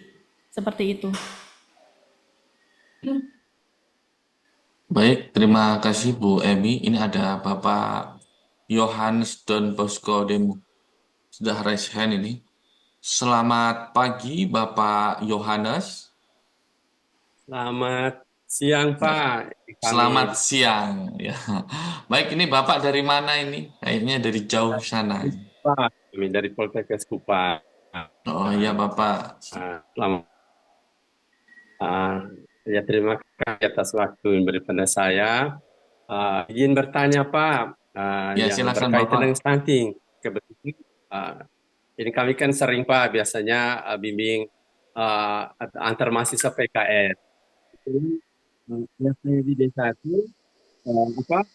Mereka memberikan eh, apa ya makanan untuk anak balita ya, atau proyek desa ya khususnya untuk anak-anak yang stunting itu diberikan semua karena kita tahu yang stunting ini kan ya biasanya kalau ketika anaknya sudah besar nanti ketika dewasa itu menjadi pemicu ya untuk jadinya obesitas Pak. Jadi kira-kira ya menu makanan yang seperti apa yang cocok ya untuk diberikan ini orang-orang desa ya kepada anak-anak yang stunting Pak. Ya, itu saja dari saya. Terima kasih Pak. Selamat siang. Siang Bapak, terima kasih Bapak Yohanes. Mungkin Bu Emi bisa langsung menanggapi. Baik, terima kasih atas pertanyaannya. Jadi untuk pemberian makanan tambahan ya ini lebih prefer ke makanan tambahan. Jadi pada saat di MPASI ini bisa menggunakan bahan pangan lokal ya. Jadi tidak harus membeli yang mahal. Jadi di lokasi itu saja yang apa yang tersedia di situ dengan komposisi yang dia lebih prefer ke protein hewani itu mungkin bisa diberikan. Jadi tidak perlu memilih bahan makanan yang mahal, tetapi bisa makanan yang lokal yang ada di situ. Jadi misalkan di situ adanya lebih banyak ikan. Nah, itu bisa saja untuk pemberian makanan tambahan komposisinya dari ikan. Jadi tidak harus komposisi daging atau ayam atau yang lain. Jadi yang ada di bahan makan lokal di situ bisa diolah semaksimal mungkin, sevariasi mungkin. Jadi biar si anak-anak tadi yang di posyandu atau di masyarakat itu bisa mengkonsumsi makanan yang bervariasi itu tadi. Begitu Mas Tata? Begitu Pak Yohanes? Baik, Saya izin menanggapi Mbak. Ya. Oh, silakan Bapak. Ini maksudnya ya itu memang betul ya, tapi itu difokuskan kepada anak yang masih 1 sampai 6 sampai 12 bulan ya, karena kita tahu kalau misalnya stunting kan masih ya bisa ya dari asupannya seperti itu ya untuk memenuhi ya kebutuhan yang masih ya kurang ya sejak ya ibunya hamil. Ya tapi kalau misalnya yang sudah di atas 2 tahun, kira-kira nanti proyeknya dari desa ini apakah mereka memberikan sama juga yang yang gizinya tinggi ya seperti yang masih di bawah 1 tahun ya seperti itu. Kalau bisa ini ya menunya itu loh Mbak, yang maksud saya di sini supaya nanti kami bisa menyampaikan kepada orang desa, oh kira-kira yang cocok tuh seperti ini, bukan disamaratakan semua. Oke, terima kasih. Oke, ya baik terima kasih Pak. Jadi lebih prefer ke yang 2 tahun ke atas ya berarti ya. Itu tadi memang kalau misalkan dari kebutuhannya pasti kan berbeda dengan yang di bawah 2 tahun. Kan kalau di 2 tahun ke atas itu kan juga agak sulit ya karena juga harus tumbuh kejar juga untuk status gizinya. Kalau memang sudah terdeteksi di stunting di lebih dari usia 2 tahun memang programnya dari pemerintah pun juga peningkatan untuk kebutuhan protein hewaninya. Jadi memang bisa ditambah dari komposisi protein hewaninya itu tadi, kemudian bisa memvariasikan makanan itu tadi. Jadi lebih prefer ke situ memang. Seperti itu. Oke. Terima kasih, Mbak. Ya, Siap. Oke. Terima kasih banyak, Pak. Siap, terima kasih. Baik, terima kasih Bapak Yohanes ya, luar biasa sekali dari Kupang tadi ya. Ini ada pertanyaan satu lagi ini dari Bu Triwi Untari. Bila kedua orang tuanya pendek, apakah anak juga bisa masuk ke kriteria stunting gitu? Ya, baik, terima kasih.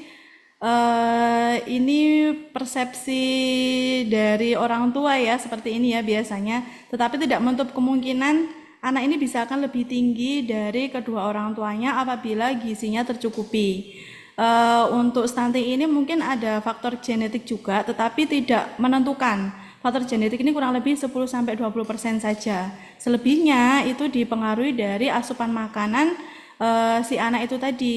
Jadi kalau misalkan penanda anak ini dia berstatus gizi baik juga biasanya adalah lebih tinggi dari kedua orang tuanya. Jadi memang dipengaruhi dari kebiasaan hariannya untuk asupan gizinya tersebut. Jadi kalau misalnya terpenuhi, kemudian sesuai dengan kebutuhannya, insya Allah tidak mengalami tinggi badannya bisa lebih tinggi dari orang tuanya. Jadi faktor genetik hanya 10-20% saja. Begitu, Bu Triwi? Baik, terima kasih. Demikian tadi penyampaian materi dan diskusi bersama Ibu Emi ya. Sudah banyak juga tadi pertanyaan yang dijawab begitu. Mungkin sebelum diakhiri bisa closing statement untuk Bu Emi. Baik, terima kasih. Untuk closing statementnya, di stunting ini adalah salah satu program nasional dari pemerintah ya. Jadi kita pun di sini yang di rumah sakit juga bisa membantu untuk penurunan prevalensinya. Ketika nanti kami yang di rumah sakit terdeteksi ada anak yang dia dengan kondisi stunting, kita pasti akan berkoordinasi dengan dinas kesehatan dan akan dirujuk balik ke puskesmas setempat balita tersebut. Nah, kemudian dari situ kita juga akan melakukan penyuluhan di puskesmas. Harapannya dari penyuluhan itu juga bisa ke pasien tersebut untuk peningkatan dan pemahaman bahwasanya ASI eksklusif dan MPASI ini sangat penting untuk pencegahan stunting. Jadi memang poinnya di sini adalah bisa memaksimalkan, mengoptimalkan pemberian ASI eksklusif dan MPASI ini sebagai salah satu untuk pencegahan stunting di masyarakat. Dan harapannya bisa semakin turun ya di RJPMN ini dari pemerintah, karena targetnya ini sampai tahun ini pun juga belum terpenuhi. Seperti itu.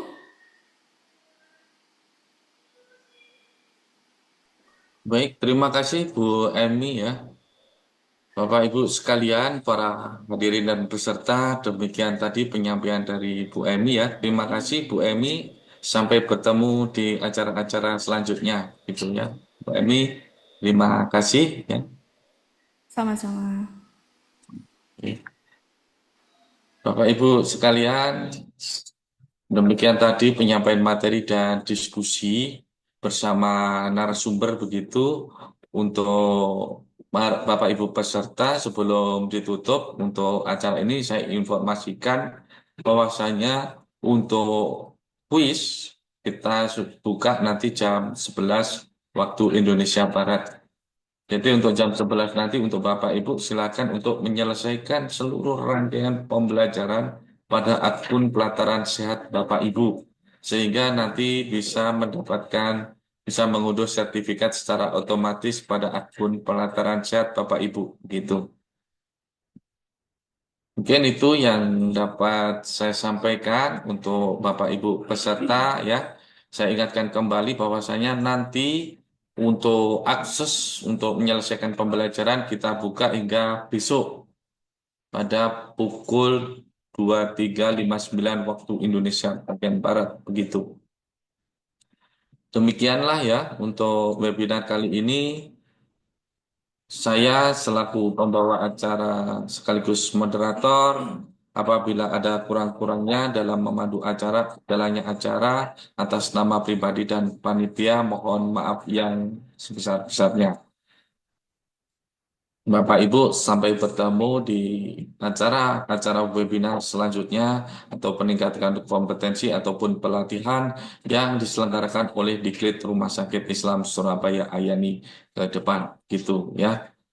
Sekian, wallahul muwaffiq ila aqwamit thoriq. Wassalamualaikum warahmatullahi wabarakatuh.